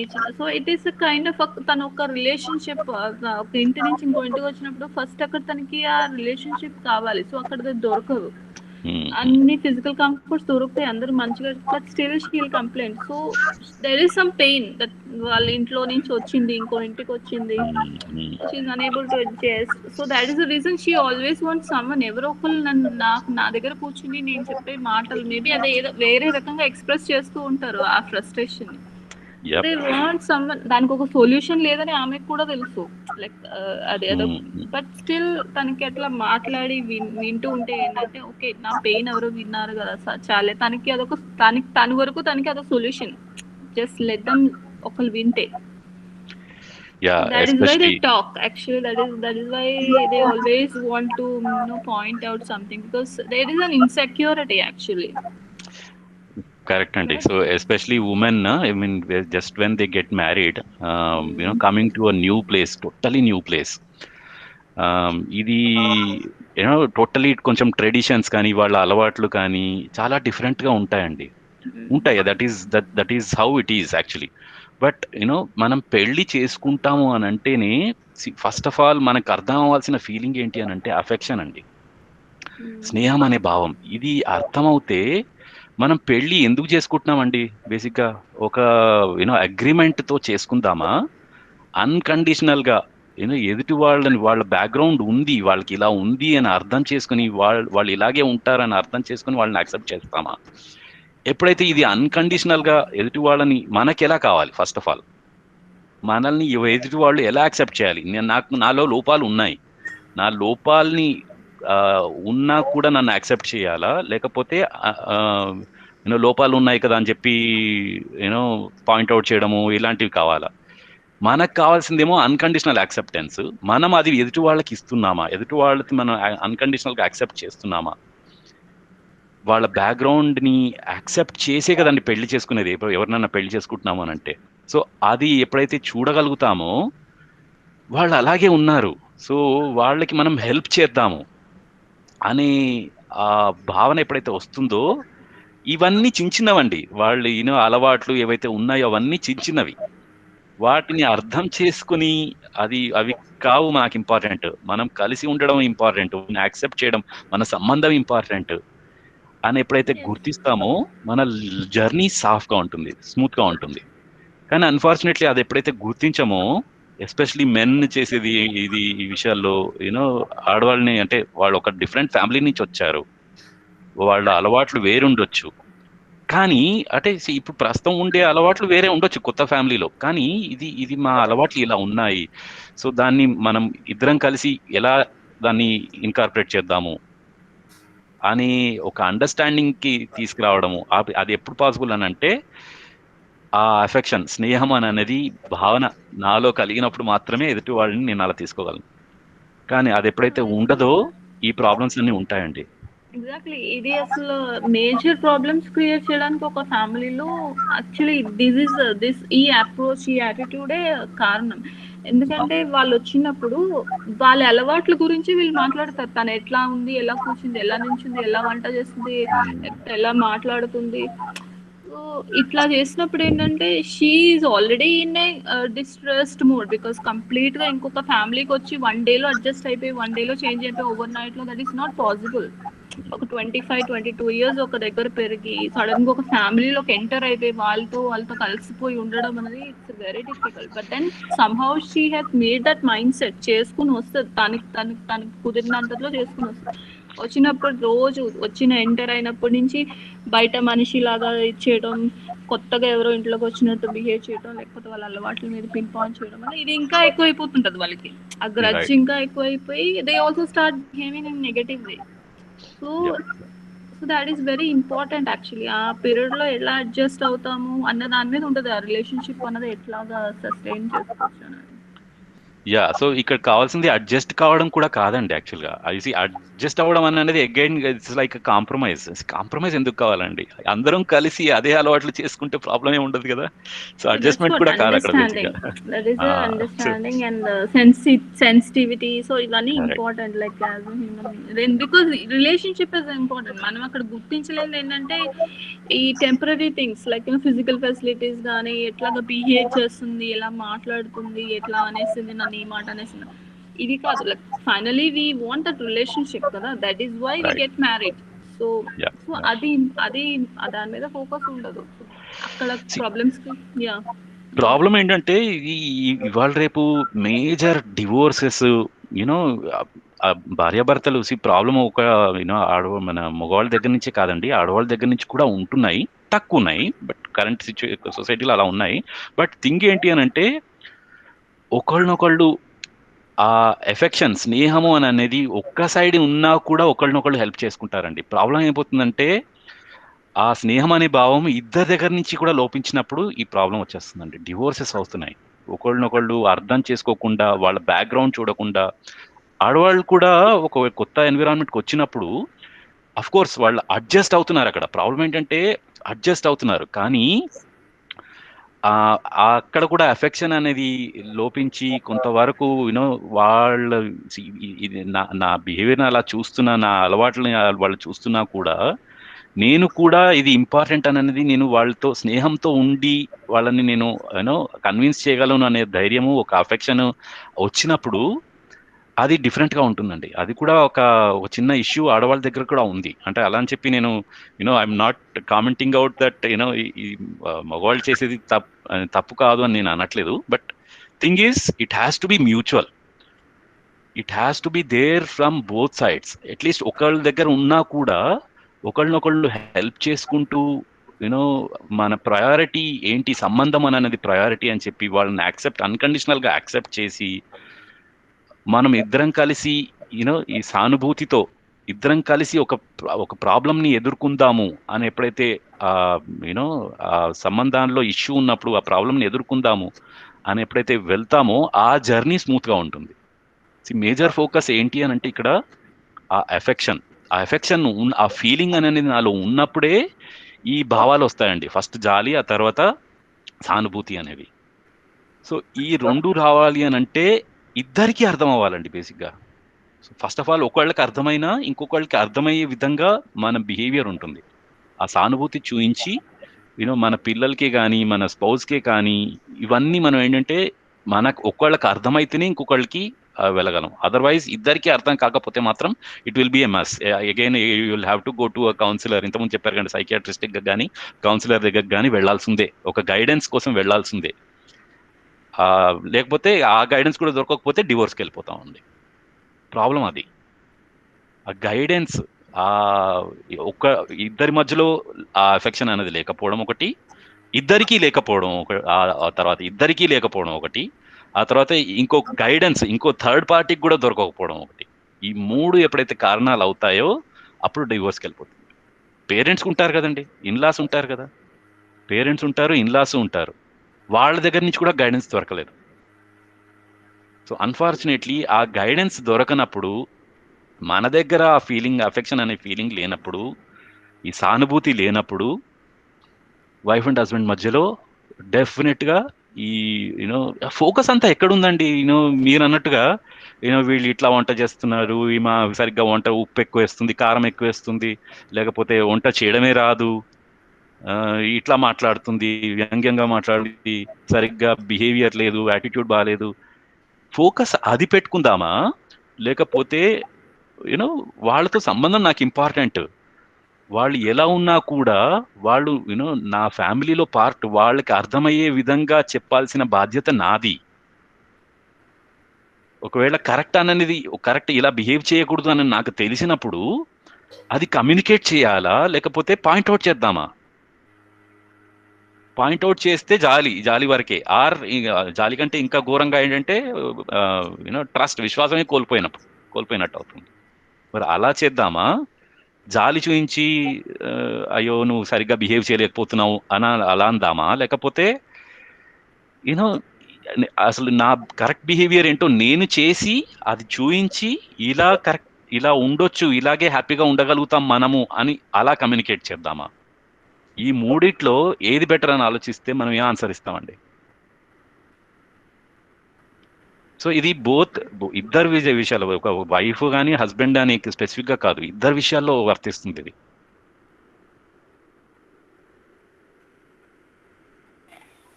సో గారు చెప్పండి. గారు సమాధానం చెప్తున్నప్పుడు మీరు మైక్ ఆఫ్ చేయండి మేడం. ఆన్ చేసి ఉంటే డిస్టర్బెన్స్ వస్తుంది. రాధారాణి గారి దగ్గర నుంచి కొంచెం డిస్టర్బెన్స్ వస్తుంది. ఒక సందేహం. చెప్పండి. ఇప్పుడు మీరు చెప్పేది అన్కండిషనల్ గా యాక్సెప్ట్ చేసి పెళ్లి చేసుకున్నాము అనేది, అది అరేంజ్డ్ మ్యారేజెస్ లో కుదరదు కదండి. ఒకటి అరేంజ్డ్ మ్యారేజెస్ అంటే ఏంటి అనేది ఒక ఆలోచిస్తే అది కొంచెం ఆఫ్ కోర్స్ కొంచెం టాపిక్ డివైట్ అవుతుంది ఇక్కడ. బట్ అరేంజ్డ్ మ్యారేజెస్ మన పెద్దవాళ్ళు ఎందుకు చేస్తారండి? యాక్చువల్గా మనకి జనరల్ గా అరేంజ్డ్ మ్యారేజెస్ జనరల్ కన్సెన్సస్ చూస్తే arranged marriages are more successful అండి.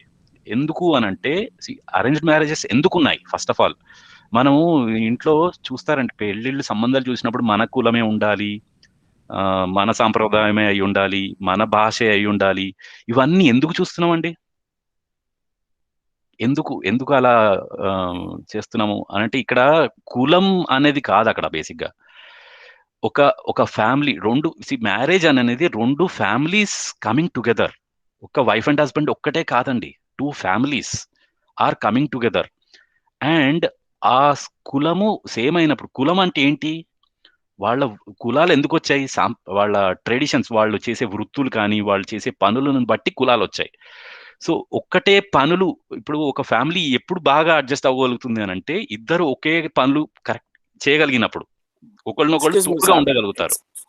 ఎక్స్క్యూజ్ మీ సార్, చెప్పండి 1 చెప్పండి. minute. కులం గురించి నేను మాట్లాడలేదు, పర్లేదు. లవ్ మ్యారేజెస్ గురించి వాటి గురించి నేను కరెక్ట్ మాట్లాడలేదు. I'm above all those things. Correct. What I'm saying, మీరు చెప్పేది ఒకళ్ళొకళ్ళు అండర్స్టాండ్ చేసుకోవాలంటున్నారు. మన పెద్దవాళ్ళు అంతకుముందు 7 తరాలు ఆలోచించి చేసేవాళ్ళు అన్నారు. కానీ ఇప్పుడు ఆ పెద్దవాళ్ళకే కొన్ని మాన్యతలు ఉన్నాయి. వాళ్ళే కోడలతో దెబ్బలాడుతున్నారు. అత్తగారు అరేంజ్ చేసుకొని అరేంజ్డ్ మ్యారేజ్ లో అత్తగారు కోడలతో దెబ్బలాడుకుంటున్నారంటే there is some misunderstanding. Arrange చేసేటప్పుడే పెద్దవాళ్ళు కూడా కొన్ని మాన్యతల వల్ల తప్పు చేస్తున్నారు అని.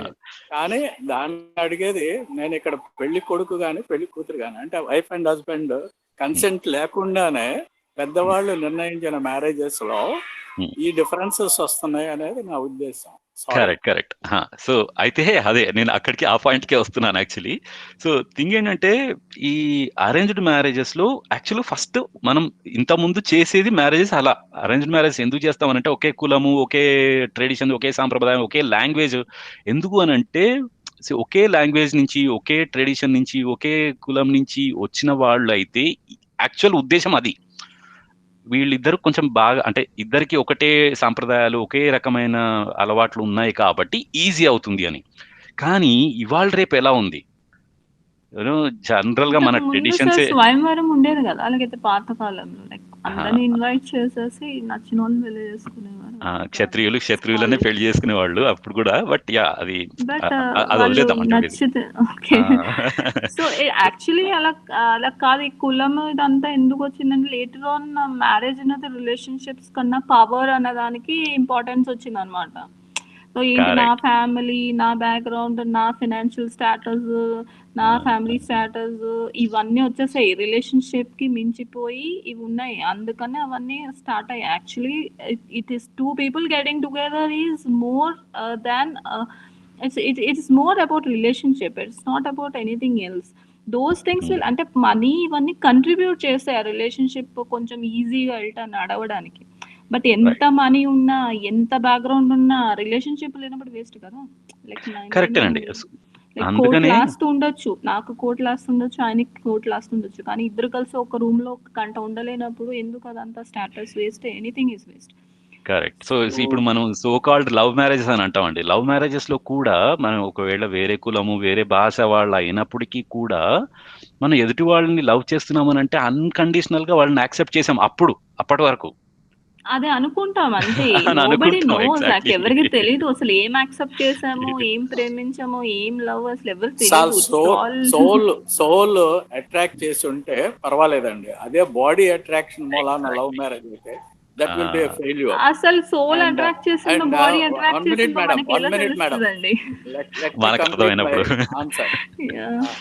ఇప్పుడు లవ్ మ్యారేజెస్ లో అంటే భార్య భర్త అంటే కొత్త కుర్రవాళ్ళు, అమ్మాయి ఇద్దరు ఒకళ్ళనొకళ్ళు అండర్స్టాండ్ చేసుకొని వాళ్ళు యాక్సెప్ట్ చేస్తే అన్కండిషనల్ గా ఇద్దరు ఒకళ్ళనొకళ్ళు యాక్సెప్ట్ చేసి చేసుకుంటే వాళ్ళు ఏ క్యాస్ట్ వాళ్ళైనా, ఏ రిలీజియన్ వాళ్ళైనా, ఏ కంట్రీ వాళ్ళైనా కూడా అది బాగుంటుంది. అంతేగాని పెద్దలు చిన్నప్పుడు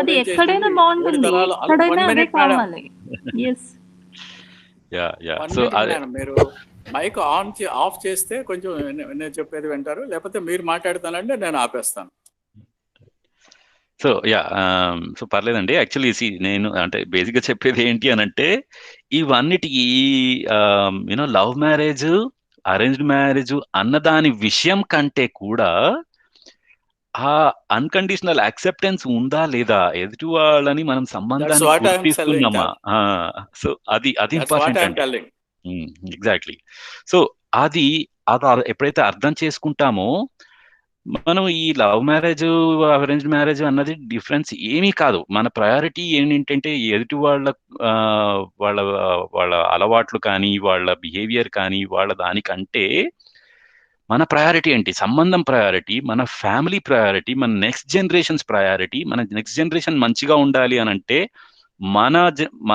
మన బిహేవియర్, మన రిలేషన్షిప్ మంచిగా ఉండాలి అనేది, దానికోసం ఎంత ఎఫర్ట్ పెడుతున్నాను, దానికి నాకు సంబంధం అర్థం అవడం ఇంపార్టెంట్ అనేది ఎప్పుడైతే గుర్తిస్తానో వాళ్ళని అన్కండిషనల్ గా యాక్సెప్ట్ చేసి ఒకవేళ ఆ బిహేవియర్ కానీ వాళ్ళ యాటిట్యూడ్ కానీ మనకు నచ్చకపోవచ్చు, కానీ అది ఆ నచ్చకపోవడం అనేది నేను ఎక్స్ప్రెస్ చేసి దాన్ని నేను ఎలా కరెక్ట్, ఒకవేళ వాళ్ళది నిజంగానే ఆ యాటిట్యూడ్ కరెక్ట్ కాకపోతే దాన్ని ఎలా కరెక్ట్ చేయగలను సంబంధంతో, ఓకే, దాని మీద ఎంత ఎఫర్ట్ పెడుతున్నాను అన్నది ముఖ్యం, కానీ ఈ లవ్ మ్యారేజా అరేంజ్ మ్యారేజా అన్నది ముఖ్యం కాదండి బేసిక్గా.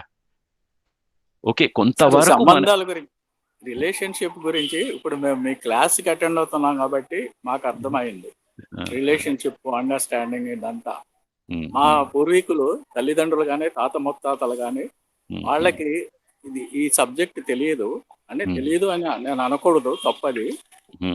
వాళ్ళు వాళ్ళ దీనిలో వెళ్ళేవాళ్ళు, దగ్గర వాళ్ళనే చేసుకోవాలి, మన ఊరు వాళ్ళనే చేసుకోవాలి, east Godavari, west Godavari, Krishna district, Guntur district, Telangana, Andhra, ఇలా డిఫరెన్షియేట్ చేసుకునేవాళ్ళు పెద్దవాళ్ళు. అవన్నీ మాన్యతల మూల. కానీ ఇప్పుడు అందరూ కొత్త వాళ్ళు ఏం చేస్తున్నారంటే ఒకళ్ళు స్టడీ చేసుకొని వాళ్ళకి ఇష్టమైతే చేసుకుంటున్నారు. వాళ్ళు కూడా నేను అనేది మన క్లాసెస్ అటెండ్ అయ్యి అర్థం చేసుకొని what is relationship and understanding అనేది అర్థం చేసుకుంటే అప్పుడు బాగుంటుందని నా ఉద్దేశం. Thank you. సో అయితే పెద్దవాళ్ళు చెప్పిన దాంట్లో కూడా ఒక విషయం ఉందండి యాక్చువల్గా. అదే నేను ఇంతకుముందు కన్వే చేశాను. యాక్చువల్గా వాళ్ళు ఒకే కులము మతము అని అనేది అంటే వాళ్ళకు కూడా మేబీ కొంచెం అంత డీప్ గా తెలిసి ఉండకపోయి ఉండొచ్చు. బట్ యాక్చువల్ రీజన్ ఏంటి అని అంటే ఒకే కులము, ఒకే మతము, ఒకే భాష, ఒకే ఏరియా, ఇదన్నీ ఎందుకు చెప్పారు అని అంటే ఆ అలవాట్లు సేమ్ ఉంటే ఈజీగా కలిసిపోతారు అనే ఒక ఉద్దేశం, ఒక దాని మూలనే ఇప్పుడు మనం ఇలా కొట్టుకు చేస్తున్నాం సార్, కులాల కోసం, మతాల కోసం, వీటి కోసం. అయితే అక్కడ అది ఇంపార్టెంటే, కానీ అది ప్రయారిటీ కాదు. నేను చెప్పేది ఏంటి అని అంటే అలా అయితే ఈజీ అవుతుంది. ఇప్పుడు ఒకవేళ వేరే భాష అనుకోండి, ఇప్పుడు ఒక చిన్న ఉదాహరణ చెప్తున్నాను. మొగుడు పెళ్ళాలు ఒక వేరే భాష నుంచే మేబీ వాళ్ళు లవ్ మ్యారేజ్ చేసి ఉండొచ్చు, కానీ ఇప్పుడు చూడండి పిల్లలకి ఎంత ఇబ్బంది అవుతుందండి. అంటే ఇది తప్పు అని నేను చెప్పట్లేదు. ఇప్పుడు పిల్లలకి 2 భాషలు నేర్చుకోవాలి. తల్లి సైడ్ మదర్ టంగ్ ఉంటుంది, తండ్రి భాష నేర్చుకోవాలి, ఆర్ ఇద్దరు కలిసి ఒక కామన్ భాష నేర్చుకోవాలి. అది 2 ఫ్యామిలీస్ లోంచి కూడా అది కొంచెం ఇబ్బంది. కానీ అలా అని చెప్పి అది అంటే అలా చేసుకోవద్దు అని కాదు, మ్యారేజ్ చేసుకోవద్దు అని కాదు, కొంచెం ఇబ్బంది అవుతుంది. కానీ దాన్ని ఎదుర్కొనే ధైర్యము ఆ ఎఫెక్షన్ లో ఉన్నప్పుడు మాత్రమే వాళ్ళు దాన్ని ముందుకు రాగలరు. అదర్వైజ్ ఏమైపోతుందంటే అప్పుడు మ్యారేజ్ చేసుకున్న తర్వాత నీ భాష వేరు, నా భాష వేరు, నీ అలవాట్లు వేరు, నా అలవాట్లు వేరు అని అనుకొని ఎక్కువ ఇబ్బంది పడి ఆ ఎఫెక్షన్ లేక ఇంకా ఇబ్బంది పడి డివోర్స్ వరకు వెళ్ళే ఛాన్సెస్ చాలా ఎక్కువగా ఉంటాయి. ఆ పాసిబిలిటీస్ ఎక్కువ అవుతాయి. అంటే అది నేను జనరలైజ్ చేయను, బట్ ఆ పాసిబిలిటీస్ ఎక్కువ అవుతాయి అని అంటున్నాను నేను. సో అది మనం చెక్ చేసుకుందామండి. అది this is something that we will have to evaluate. So I'm also trying to understand. But అలా అని చెప్పి నేను లవ్ మ్యారేజ్ వేరే వాళ్ళని పెళ్లి చేసుకోకూడదు అని నేను చెప్పట్లా. బట్ థింగ్ ఈజ్ కొంచెం ఇబ్బంది ఉంది అందులో, అది మనం గుర్తించాలి కదండి. రైట్. సో ఇంకెవరన్నా ఇప్పటి వరకు మాట్లాడిన వాళ్ళు ఎవరన్నా అడిగితే బాగుంటుందండి. 8:15 అయింది.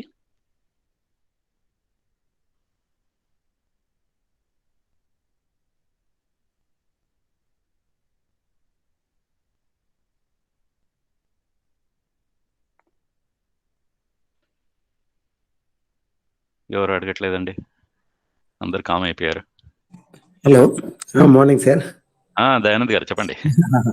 ఎలా ఉన్నారు సార్? బాగున్నారా? గుడ్ చెప్పండి. నా సైక్లింగ్ బాగా అవుతుంది సార్, బాగా జరుగుతుంది. అదే చూస్తున్నాను మీది పోస్ట్లు అని. అది మన ఈ ట్రావెలింగ్ కూడా మీరు ఇన్స్పిరేషన్ బాగా అనిపిస్తుంది ఇప్పుడు. ఓకే. సో అదే మీరు ఒకసారి అందరికి చెప్పండి, మీరు మీ ఎక్స్పీరియన్స్ కూడా ఇక్కడ గ్రూప్ లో ఇలాగ మీరు ఓపెన్ అప్ అయ్యారు కదా, so just share your experience. చెప్తాను సార్. అంటే ఇది డిస్కషన్ గురించి ఒక టాపిక్ చెప్దాం అనుకున్నాను. అంటే ఇప్పుడు లేటెస్ట్ గా జరుగుతున్న మ్యారేజెస్ లో కూడా ఎట్లా అవుతుందంటే మొత్తం అత్తగారి వాళ్ళ మీద ఇప్పుడు డెలివరీ అయిపోతుంది కదా సార్. ఇప్పుడు డెలివరీ అయిన తర్వాత ఏం చేస్తున్నారు అంటే హస్బెండ్ అయిన వాడు ఏం చేస్తున్నాడు, ఆ డెలివరీ టైంకి మాత్రం వెళ్తున్నాడు. ఎందుకంటే నేను నా దగ్గర ఉన్న కొద్దిగా ఎంప్లాయీస్ కొద్దిగా చూస్తున్నాను. నేను డెలివరీ టైంకి 1 or 2 days ఉంటున్నాడు. అక్కడ వాళ్ళు భరించే పెయిన్స్ కానీ అవి కానీ ఎవరు మ్యాక్సిమం ఇన్వాల్వ్ కావట్లేదు. వాళ్ళ హాస్పిటల్లో సిజేరియన్ అయినప్పుడు వాళ్ళు భరించే పెయిన్స్ కానీ చిన్న చిన్న భర్త అనేవాడు దగ్గర ఉంటే వాళ్ళ లోపల ఉన్న ధైర్యం చాలా ఉంటుంది. అది ఇంకా వాళ్ళు చూసుకుంటారులే, వాళ్ళ మదర్ ఫాదర్ చూసుకుంటారులే అనేసి వాళ్ళ మీద వదిలేసి వీళ్ళు ఏం చేసి ఇతను వచ్చేసి ఇతను పనులు చేసేసుకుంటుంటారు. అది రిలేషన్ లో చాలా ఎఫెక్ట్ అవుతుంటది అది. ఎందుకంటే వాళ్ళు అనుభవించే పెయిన్స్ వీళ్ళకి తెలియదు కదా సార్. అక్కడ ఎవరు పుట్టారు, అబ్బాయి పుట్టారు, అమ్మాయి పుట్టారు, లైట్ నింటే లైట్ గా తీసుకోవడం వల్ల కూడా రిలేషన్స్ చాలా గ్యాప్స్ వచ్చే అవకాశం ఉంటుందని నా ఫీలింగ్. అవునండి, అవునండి. బేసిక్ గా కొన్ని కంపెనీస్ కూడా పేటర్నల్ లీవ్ అని ఇస్తుందండి, ఒక 5 days. కొంతమంది మంచి మంచి లీవ్స్ కూడా ఇస్తారు మగవాళ్ళకి కూడా.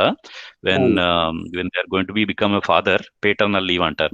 మ్యాటర్నల్ లీవ్ అంటే అఫ్ కోర్స్ అమ్మాయిలకి యూజువల్ గా 3-4 months వరకు పెయిడ్ లీవ్స్ ఇస్తారు యూజువల్ గా. ఎస్పెషల్లీ నేను చేసే కంపెనీలో అయితే చాలా ఉమెన్ మంచి వాల్యూ ఇస్తారండి. మా TCS లో, Tata company, any Tata company is better than other companies అని నా ఎక్స్పెక్టేషన్. అంటే నేను చూసింది కూడా. బట్ థింగ్ ఈజ్ ఏంటంటే మనం మగవాళ్ళు యూజువల్ గా ఈ పేటర్నల్ లీవ్ తీసుకుని ఎంజాయ్ చేస్తారండి యాక్చువల్ గా.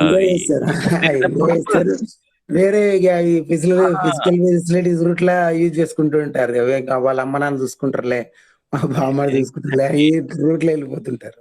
And there is a purpose behind it. Actual ఆ లీవ్ ఎందుకు ఇస్తున్నారంటే spend time with your wife, see what she is going through, can you help in your family, right? ఆ ఉద్దేశంతో ఈ లీవ్స్ ఇచ్చారు. అంతేగాని నువ్వు లీవ్స్ ఇచ్చారు, నువ్వు ఎంజాయ్ చేయి, నీ పనులు నువ్వు చేసుకో అన్నది కాదు అక్కడ. నా దగ్గర మా దగ్గర ఉన్న వర్కర్స్ వాళ్ళు ఉంటారు కదా సార్, వాళ్ళు నేను ఇదే చెప్తుంటాను. వాళ్ళ అమ్మ నాన్న చూసుకుంటారు వీళ్ళే అనేసి చాలా లైట్ తీసుకుంటుంటారు. నేను చాలా ఇంతవరకు నేను దగ్గర 7-8 members కి నేను చాలా క్లాస్ ఇచ్చాను ఈ విషయంలో. బస్ హస్బెండ్ అనేవాడు అక్కడ ఉండాలి రా, అసలు అక్కడ ఉండాలి. ఆల్రెడీ వాళ్ళతోనే ఉండితేనే నీకు ధైర్యం చాలా ఉంటాయి, పెయిన్స్ అంతా చాలా రిలీఫ్ ఉంటుంది, ఉండాలని చెప్పి చాలా ఎంప్లాయీకి ఎక్స్పీరియన్స్ లేకపోయి ఉండొచ్చు కదా, భార్యను ఎలా చూసుకోవాలి డెలివరీ అయినప్పుడు అని. కొత్త కదా వర్క్షాప్ రమ్మానందాం ఇలాంటి వర్క్ రమ్మందాం అండి. అది హస్బెండ్ ఉంటే బాగుంటుంది, ఆ రిలీవ్ ఇంకా స్ట్రాంగ్ ఉంటుంది అనేది నేను చెప్పాలనుకున్నాను సార్. అంతే. అవునండి, అవునండి. అది సైక్లింగ్ అంటే ఆల్రెడీ చాలా ఎక్సలెంట్ జరుగుతుంది సార్. డైలీ నేను ఇంతకుముందు 2-3 మామూలు వెజిటేబుల్స్ కి అడ్డిటర్ని వెళ్ళేవాడిని, మీకు చెప్పాను కదా. ఇప్పుడు సరౌండింగ్ అంతా వెళ్తున్నాను, డైలీ 5-6 kilometers అవుతుంది. ఇంకా ఇంపార్టెంట్ అవుతేనే మాత్రం బైక్ తీస్తున్నాను. మామూలు చిన్న చిన్న దానికంతా మాక్సిమం బైసికలే బాగా ఇప్పుడు హ్యాబిట్ అయిపోయింది. పెయిన్స్ కూడా ఏం లేవు, అదైపోయింది. మా అపార్ట్మెంట్ లో కూడా నన్ను ఇన్స్పిరేషన్ అయిపోయింది వాళ్ళు. మేము కూడా తీసుకుంటాం సార్, చిన్న దానికి బైక్ తీసుకెళ్తున్నాం. అదేనండి, యాక్చువల్లీ మనం చేస్తే గానీ ఎదుటి వాళ్ళకి ఒక ఇన్స్పిరేషన్ అండ్ అరే ఇది చెయ్యొచ్చు కదా అని ఒక ఇది వచ్చేస్తుందండి యాక్చువల్ గా.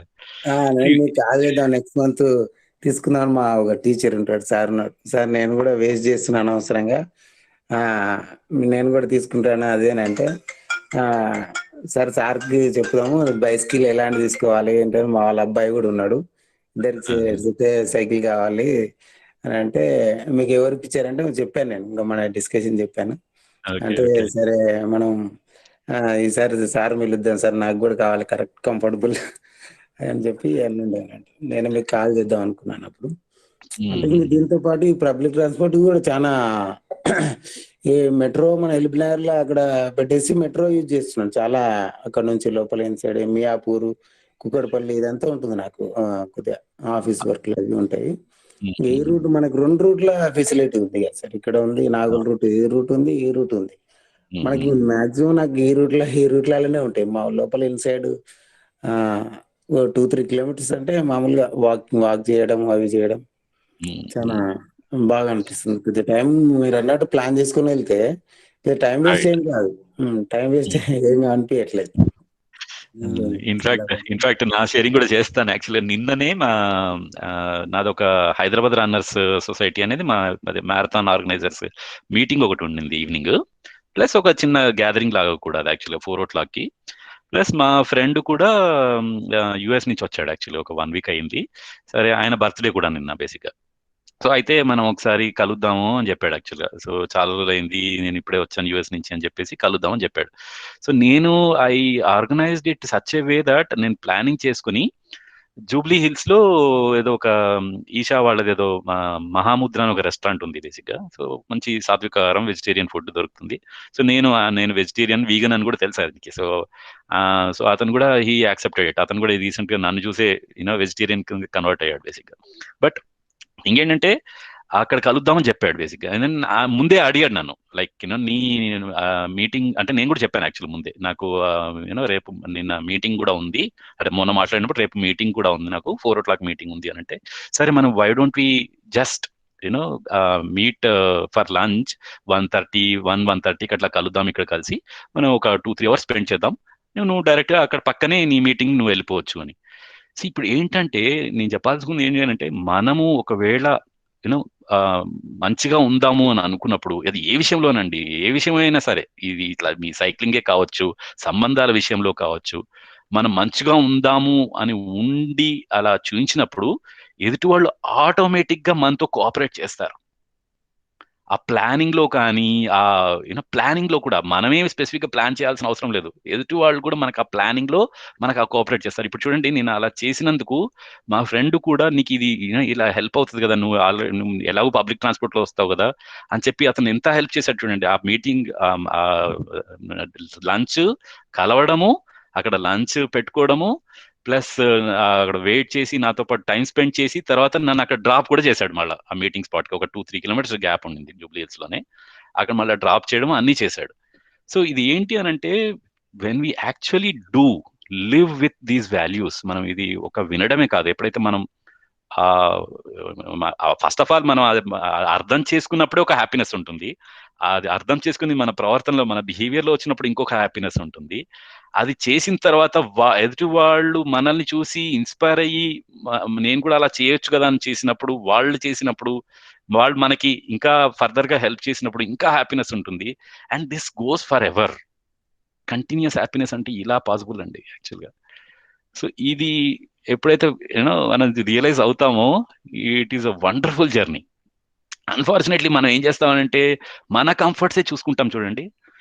నేను వెళ్ళినప్పుడు బైక్ మీదనే వెళ్తాను, బైక్ మీదనే కంఫర్టబుల్గా ఉంటాను అని అనుకున్నప్పుడు అది జరుగుతుంది, పనులు జరుగుతుండొచ్చు, కానీ there is no cooperation, there is no good relationship, continuous happiness మనం ఎన్ష్యూర్ చేయలేము. అలాంటప్పుడు మన నేచర్ని మనం పెట్టలేము, పక్క వాళ్ళని హ్యాపీగా ఉంచలేము, మనము కంఫర్ట్ అనేది ఒక లిమిటెడ్ టైం వరకే ఉంటుంది, రైట్? సో అది చూడాల్సిన అవసరం చాలా ఉందండి. సో ఉమా గారు, పైడిపల్లి ఉమా గారు, మీరు హ్యాండ్ రైజ్ చేశారు. గిరి గారు, సైక్లింగ్ నేను చేస్తుంటానండి, ఆర్డినరీ సైకిల్ తొక్కుతుంటాను. సూపర్ అండి. అబౌట్ అది కాదండి, గేర్ సైకిల్ వాడొచ్చా నేను? అంటే నేను 5 years బ్యాక్ వెళ్ళి గేర్ సైకిల్ కొట్టానండి. మీరు పెద్దవాళ్ళండి, మీకెందుకు ఇది అన్నాడు సైకిల్ షాప్ అతను. నేను గేర్ సైకిల్ మూలన ఉపయోగాలు ఉన్నాయేమో అని అనుకుంటున్నాను. ఎందుకంటే విశాఖపట్నంలో రోడ్స్ అప్స్ అండ్ డౌన్స్ ఉంటాయండి. అందుకని నేను అడ్వైజ్ అడుగుతున్నాను, which will be better for me. Okay, దీని గురించి మనం తర్వాత మాట్లాడదామండి. This is not the appropriate forum ఇది. సో మనం పర్సనల్ గా మాట్లాడదాము. సో యా, ఐ మీన్ అంత ఇంపార్టెంట్ ఏం కాదండి నేను నా ఉద్దేశంలో, బట్ ఎనీవే విల్ టాక్ మనం. సో యా, ఇంకెవరు? సార్ నీలిమ గారు చెప్పండి. ఎస్, ఒక రిలేషన్షిప్ లో, అంటే maybe away from the topic ఏమో, బట్ ఒక రిలేషన్షిప్ లో వాడు క్లియర్ గా, అంటే పక్కన వాడు క్లియర్ గా ఎంపతి ఇవ్వలేకపోతున్నారు. ఓకే, అండ్ ఆ బాబు చాలా he is going through so much of I mean like మదన పడుతూ ఉన్నాడు, and he doesn't know himself how to express, and the other person also doesn't know, and even the family members కూడా not trying to, I mean like solve the real then what is the step to be taken అండి, అంటే like how to make it in a better way, the relationship or the bonding or anything like, ఎందుకంటే వాళ్ళే and parents are whatever it is like వాళ్ళకి ఆ clarity రావట్లేదు, and child is trying to express and he is going through so much of I mean like chaos. అప్పుడు అట్లాంటప్పుడు how to you know do better actual గా చెప్పాలి అంటే.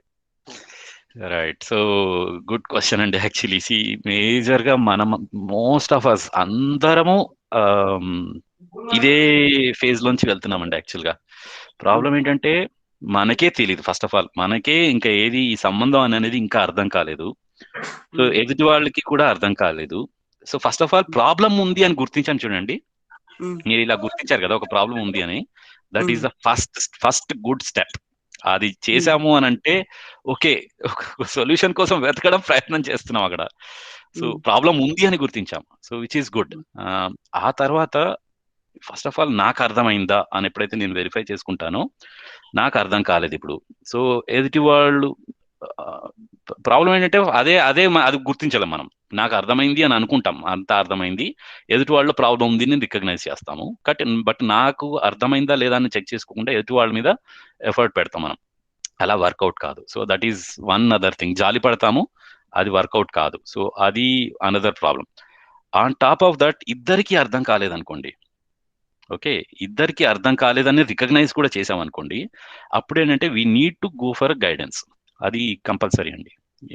పెద్దవాళ్ళు కూడా మనం గుర్తించలేకపోతున్నారు, వాళ్ళు కూడా హెల్ప్ చేయలేకపోతున్నారు అని అంటే థర్డ్ పార్టీ ఏదర్ కౌన్సిలింగో లేకపోతే వేరే ఫ్యామిలీ వాళ్ళు ఎలా చూస్తున్నారో వాళ్ళ దగ్గర నుంచి తెలుసుకోవడమో, లేకపోతే ఇలాంటి వర్క్ షాప్స్ అటెండ్ అయ్యో, లేకపోతే యూనో కొంచెం ఎఫర్ట్ పెట్టి బుక్స్ చదువో, లేకపోతే మంచి మంచి బుక్స్ చదివి ఎవరైనా ఎవరో డెఫినెట్ గా ఎవరో వాళ్ళు ఉంటారు మంచి చేసిన వాళ్ళు, ఇలాంటి సంబంధంలో కానీ ఇలాంటి ఇష్యూస్ రిజాల్వ్ చేసిన వాళ్ళు, కరెక్ట్ గా రిజాల్వ్ చేసిన వాళ్ళు ఉంటారు. సో వాళ్ళ దగ్గర నుంచి గైడెన్స్ తీసుకోవడము, ఇవన్నీ పాసిబిలిటీస్ చాలా ఉన్నాయండి యాక్చువల్గా. సో ఫస్ట్ ఎప్పుడైతే మనం ఆ ప్రాబ్లం ఉంది అని ఎప్పుడైతే గుర్తిస్తామో, దానికి ఎఫర్ట్ పెడతామో, మనకి ఆటోమేటిక్గా అవి వేస్ కనపడతాయి. సో అది, సో దట్స్ మై ఆన్సర్ అండి. ఓకే.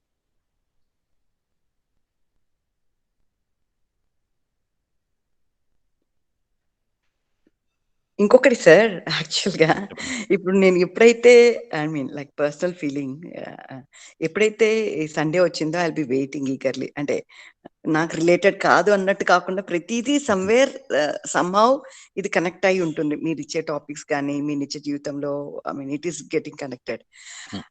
అది వచ్చేసి టెంపరీ, ఆ 1 day ఆ 2 days మన మైండ్ లో తిరుగుతుంది. దెన్ లేటర్ ఆన్ మళ్ళీ 4 days లైక్ యునో ఆ గ్యాప్, ఆ వాక్యూమ్ అనేది, అంటే it's like you will be last. ఆ 1-2 days అనేది బాగుంటుంది. ఇప్పుడు ఈ బుక్స్ లేకపోతే వీడియోస్ అవన్నీ I mean like you know try చేస్తున్నా, అంటే లైక్ యునో బుక్స్ చూడడము లేకపోతే వీడియోస్ వినడము అట్లాంటివి. అంటే అది ఏంటంటే వాట్ ఐఎమ్ సేయింగ్ ఈస్ అది దట్ ఈస్ నాట్ సాటిస్ఫై చేయలేకపోతున్నాయి. అది what I'm trying to say is. కానీ ఇది గనక నేను వింటుంటే అండ్ కనెక్ట్ చేసుకోగలుగుతుంటే there is something else like you know ఏం చెప్పాలి అంటే యా కరెక్టే కరెక్టే కరెక్టే అన్నట్టు కనెక్ట్ అవ్వగలుగుతున్నాను. బట్ మిగతా వీడియోస్ కానీ or like scriptures or like అవన్నీ చూస్తుంటే అలా చేయలేకపోతున్నాను. దానికి కారణం ఏమని ఉంటారు? ఓకే, దీనికి ఒక క్రూడ్ ఎగ్జాంపుల్ చెప్తాను మీకు. Okay, let's try to look at this. General గా మనం మూవీస్ చూస్తాం కదండి.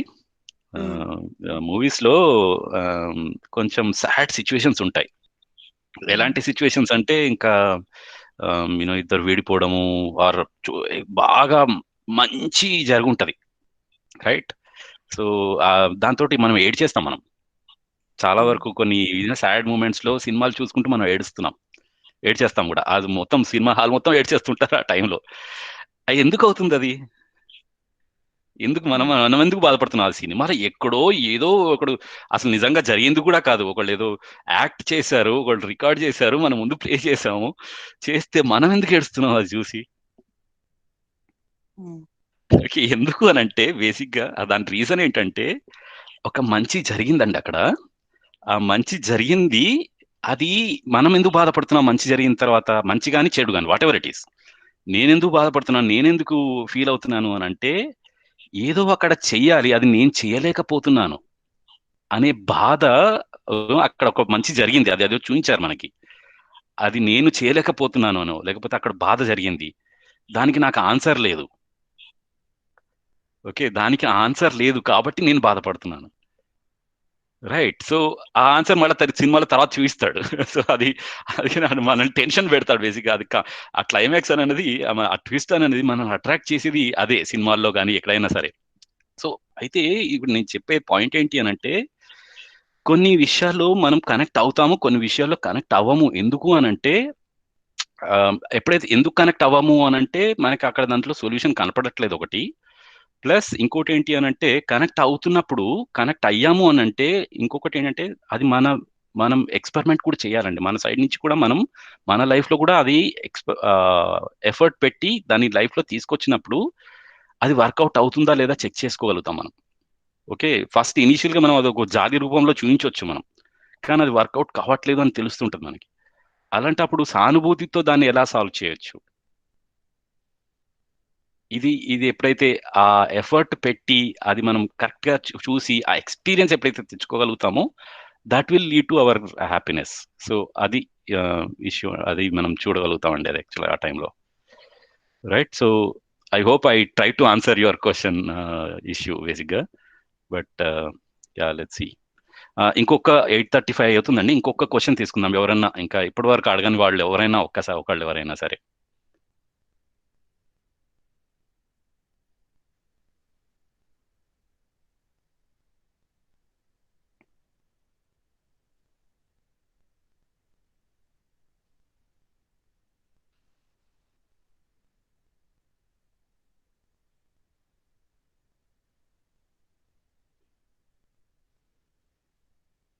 ఓకే, రామకృష్ణారావు గారు ఏదో మెసేజ్ పెట్టారండి. Observed at USA parents become friends because of children, either collecting from schools or playgrounds when they take their children to parks or swimming pools or school gatherings. Yeah, అది that is very important అండి actually.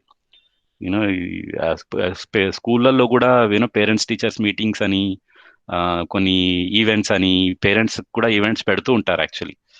So it's very important to know, what the environment of the school child, I mean, పిల్లలు వెళ్ళే school ఎలా ఉంది, వాళ్ళ environment ఎలా ఉంది, plus మిగతా పేరెంట్స్ ఎలా ఉన్నారు, వాళ్ళతో ఇంటరాక్షన్, వాళ్ళతో సంబంధం పెంచుకోవడం, ఒకళ్ళనొకళ్ళకి హెల్ప్ చేసుకోవడాలు, వాళ్ళ పిల్లలకు వాళ్ళు ఎలా హెల్ప్ చేస్తున్నారు, మన పిల్లలకి మనం ఎలా హెల్ప్ చేయొచ్చు, వాళ్ళ పిల్లలు ఫ్రెండ్స్ ఎలా అవుతున్నారు, ఇవన్నీ చూడడం కూడా వెరీ ఇంపార్టెంట్. టీచర్స్తో మాట్లాడడము. So this will help, definitely. Nice, Andy. So 8:35. Let's close it here. And self reflection ఒకటి ఇస్తాను మీకు. ఈ నెక్స్ట్ సండే కల్లా మీరు try to see in your own life, in your own events, మీ జీవితాల్లో కూడా మీరు ఎక్కువగా ఏం చేస్తున్నారు, ఎదుటి వాళ్ళ మీద నెగటివ్ ఫీలింగ్తో ఉంటున్నారా, ఆర్ పాజిటివ్ ఫీలింగ్ వచ్చి వాళ్ళతో జాలితో ఉంటున్నారా, జాలి పడుతున్నారు, అండ్ ఒకవేళ జాలి పడి ఏమన్నా హెల్ప్ చేయగలుగుతున్నారా, హెల్ప్ చేయలేకపోతే ఒకవేళ సానుభూతి ఇంపార్టెంట్ అనుకుంటే సానుభూతి చూపిస్తున్నారా, నిజంగా సానుభూతి చూపించి ఏమన్నా హెల్ప్ చేయగలుగుతున్నారా, ఇది ఒకసారి మీరు మీ లైఫ్లో మనం బేసిక్గా, సారీ నేను ఈ మీరు అని అనకుండా మనం చేద్దాము అనేది ఒక అలవాటు చేద్దామని అనుకుంటున్నాను నేను కూడా. ఎందుకనంటే బేసిక్గా నేను కూడా I'm also part of you all, everyone else బేసిక్గా. So I'm also trying to implement this in my life. అంత పర్ఫెక్ట్గా నేను చేయలేకపోవచ్చు, నేను అంటే వాడిని అన్నది కూడా నేను కమ్యూనికేట్ చేయాలనుకుంటున్నాను మీ అందరికీ. సో నా దగ్గర కూడా ఇష్యూస్ ఉన్నాయండి. నేను కూడా చాలా వరకు నేను జాలినే చూపిస్తున్నానేమో యాక్చువల్గా. అట్లీస్ట్ ఒక లెవెల్ కొంత వరకు దాటగలిగాను అనుకుంటాను. యా, చెప్పండి పద్మజ గారు. క్లియర్గా ఉంది నా వాయిస్? యా, చెప్పండి. ఇంతకుముందు ఒక క్వశ్చన్ వేశారు, అంటే నేను చూడలేను. అదే 2-3 days బాగుంటుంది, విన్న తర్వాత కొన్ని రోజులు మళ్ళీ మామూలు అయిపోతుంది. ఓకే. నేను నా పర్సనల్ ఎక్స్పీరియన్స్ చెప్పదలుచుకున్నాను ఏంటంటే, ఇది ఎప్పుడు అలా కంటిన్యూస్గా అంటే 3 వర్క్షాప్స్ అటెండ్ అయిన తర్వాత కూడా ఈ క్వశ్చన్ అండ్ ఆన్సర్స్ సెషన్స్ని అటెండ్ అవుతూ విన్న వాటిని అంటే ఒక మెంటల్ థాట్ ప్రాసెస్లోకి పెట్టేసుకోవాలి. పెట్టుకుని అంటే ఆ స్ట్రగుల్ అంతా అవుతుంది. మనం ఏదైనా ఆఫ్టర్ లైన్ వెళ్ళినప్పుడు ఈ థాట్ ప్రాసెస్ని వీ షుడ్ గో త్రూ. మనం ఏం ఆలోచిస్తున్నాము, ఎందుకు ఆలోచిస్తున్నాము, దీని సోర్స్ ఏంటి, ఇది ఇలా ఎందుకు అనేది ఆ స్టెప్ బై స్టెప్ వచ్చి చివరికి మనం కంక్లూజన్కి వచ్చేస్తాం. So this is valid. ఇలా ఆలోచించడం అనవసరం. అదే కదా మనం ఇందులో చూసేది. సెల్ఫ్ అండ్ బాడీ మన వేరియేషన్, తర్వాత ఓవర్ ఇవాల్యుయేషను, ఓవర్ ఎక్స్పెక్టేషను, కీవర్డ్స్ ఇవన్నీ కూడా అవన్నీ కొన్ని గుర్తుంచుకోవాలి. ఎందుకంటే డెఫినెట్లీ మనం స్కూల్లో ఎడ్యుకేషన్లో కూడా బుక్స్ చదువుతాము, తర్వాత అవి గుర్తుండవు. So that is the problem. ప్రాక్టికల్గా ఇంప్లిమెంట్ చేయడంలో మనము దాన్ని పెట్టము, ఓన్లీ థియరీలో చదువుతుంటాము. సో ఏంటంటే ఇది ఒక థాట్ ప్రాసెస్ అనేది అలవాటు చేసుకోవాలి. And it will give good results అని నేను మాత్రం ఖచ్చితంగా చెప్పగలను. అది నా ఎక్స్పీరియన్స్. డెఫినెట్గా అండి. మీరు చెప్పిన దాంట్లో ఒక పాయింట్ ఏంటి అని అంటే, బేసిక్గా మనము సెల్ఫ్ అవేర్గా ఉండడం అండి. బేసిక్గా ఎప్పుడు నేను ఫస్ట్ ఆఫ్ ఆల్ ఈ వాల్యూస్ ఏవైతే ఉన్నాయో, you know trust, respect, affection, care, guidance, glory, gratitude, reverence and love అనేది ఏవైతే ఈ వాల్యూస్ ఏవైతే 9 మూల్యాలు ఏవైతే ఉన్నాయో ఫస్ట్ అర్థం చేసుకోవడం ఇంపార్టెంట్. అర్థం చేసుకుని లైఫ్లో ఇంప్లిమెంట్ చేయడం అని అంటే ఏంటి అని అంటే, ఆ వాల్యూస్ ఒకటే కాదండి. అంటే నేను మాట్లాడేటప్పుడు, నేను బిహేవ్ చేసేటప్పుడు నేను రియాక్ట్ అవుతున్నానా, రెస్పాండ్ అవుతున్నానా అనే ఆ మూమెంట్లో ఎప్పుడైతే నేను నా బిహేవియర్ ఎప్పుడైతే అవుతుందో ప్రజెంట్లో నేను అది ఆలోచిస్తున్నాను, దాని మీద నాకు అవేర్నెస్ ఉందా అన్నది ఆ వెరిఫై చేసుకోవడం అన్నది ఇంపార్టెంట్ ఇక్కడ. అందుకని self awareness, self verification process ఇవన్నీ కూడా ఉన్నాయి కదా కాన్సెప్ట్స్. ఫస్ట్ ఈ సంబంధాలకు ముందుకు వెళ్ళక ముందే సెల్ఫ్ వెరిఫికేషన్ ప్రాసెస్, అవేర్నెస్ ఎంత ఇంపార్టెంట్ అనే కాన్సెప్ట్ కూడా మనం చెప్తున్నాం. అది ఎందుకు చెప్తున్నాము అని అంటే, ఏవైతే ఇప్పుడు మనం నేర్చుకోపోతున్నామో అవి నేను నా లైఫ్లో ప్రజెంట్లో ఇంప్లిమెంట్ చేయడానికి, అలా ఇంప్లిమెంట్ చేయగలిగినప్పుడే నాకు ఆ హ్యాపీనెస్, రియాక్ట్ అవ్వకుండా ఉండగలగడము, కోపం రాకుండా ఉండగలగడము, సంబంధాన్ని అప్పటికప్పుడు గుర్తించి అలా నిర్వర్తించగలము, అది ఇంపార్టెంట్ అండి. అలాంటి మనం రీచ్ అవ్వగలగడం ఇంపార్టెంట్. అన్ఫార్చునేట్లీ అది చేయకుండా మనం ఫస్ట్ రియాక్ట్ అయ్యి తర్వాత అయినా మనం కరెక్ట్ చేసుకుంటాం, కానీ ఒక్కోసారి ఆ కరెక్ట్ చేసుకోవడం కూడా జరగట్లేదు. సో ఇది ఎందుకు అవుతుంది అని అంటే, మనం we are not self aware. One more thing ఏంటంటే, మనం బాగా ఎలా అలవాటు పడతామంటే చిన్నప్పటి నుంచి ఫ్యామిలీ సిస్టమ్, ఎవరో ఒకరి మీద ఎమోషనల్గా డిపెండ్ అవ్వడము, ఎవరో ఒకరు మనీ సాల్వ్ చేయాలనుకోవడం, హెల్ప్ చేయాలనుకోవడము. ఇందాక మీరు చెప్పింది మనం మాట్లాడింది ఎవరైనా వింటే చాలు, సో అక్కడే మనకి డిపెండెన్స్ స్టార్ట్ అయిపోతుంది. So always search for somebody. అది మన లోడ్ని మనం తీసుకోగలడం అనేది మనకు అలవాటు అవ్వలేదు. అది ఆల్వేస్ ట్రై సమ్వేర్. ఇది మనం ఆఫ్లోడ్ చేసుకుంటే ఎవరో ఒకళ్ళు ఉండాలి, ఒక దేవుడైనా ఉండాలి, గుడైనా ఉండాలి. సో అది సో ఏంటంటే బెటర్ మనకి మనం ఏంటో మనం తెలుసుకుని జస్ట్ మన జర్నీ, మన లోడ్ అదే గుర్తించడం. సో ఎప్పుడైతే మనము ఆ లోడ్ని మనం తీసుకునే కాంపిటెన్స్ పెంచుకుంటే మనకి విల్ బి బెటర్, అవ్వకుండా ఉంటాము. అంతే నేను అనుకున్నది. ఇక్కడ సెంటర్ పాయింట్ ఏంటి అని అంటే మనమేనండి. నాకు అర్థమైందా లేదా, అర్థమైంది నేను ఇంప్లిమెంట్ చేస్తున్నానా, నేను హ్యాపీగా ఉంటున్నానా, అదే ప్రయారిటీ. నేను హ్యాపీగా ఉన్నాను అని అంటే అర్థం ఏంటంటే, నా ఎదుటి వాళ్ళు కూడా హ్యాపీగా ఉంటారని అర్థం అక్కడ. బేసిక్గా మ్యూచువల్ హ్యాపీనెస్. ఎదుటి వాళ్ళు హ్యాపీగా లేకపోతే నేను హ్యాపీగా ఉండలేను అన్నది కూడా మనకు అర్థమవుతుంది ఈవెన్చువల్లీ. సో అదేనండి. With that note I think we should conclude this. So thank you so much. మీరు అదే నేను చెప్పిన ఇది కూడా మీరు ఒకసారి సెల్ఫ్ రిఫ్లెక్ట్ అవ్వండి. ఈ సెల్ఫ్ రిఫ్లెక్షన్ కూడా నేను చెప్పింది అందుకే. బేసిక్గా సెల్ఫ్ రిఫ్లెక్షన్ అంటే try to look in to your life in the present. So నేను జాలి చూపిస్తున్నానా లేదా ఎదుటి వాళ్ళతో సానుభూతి చూపిస్తున్నానా అన్నది వెరిఫై చేసుకుందాం. Okay, so thank you so much and let's meet again next week. Thank you.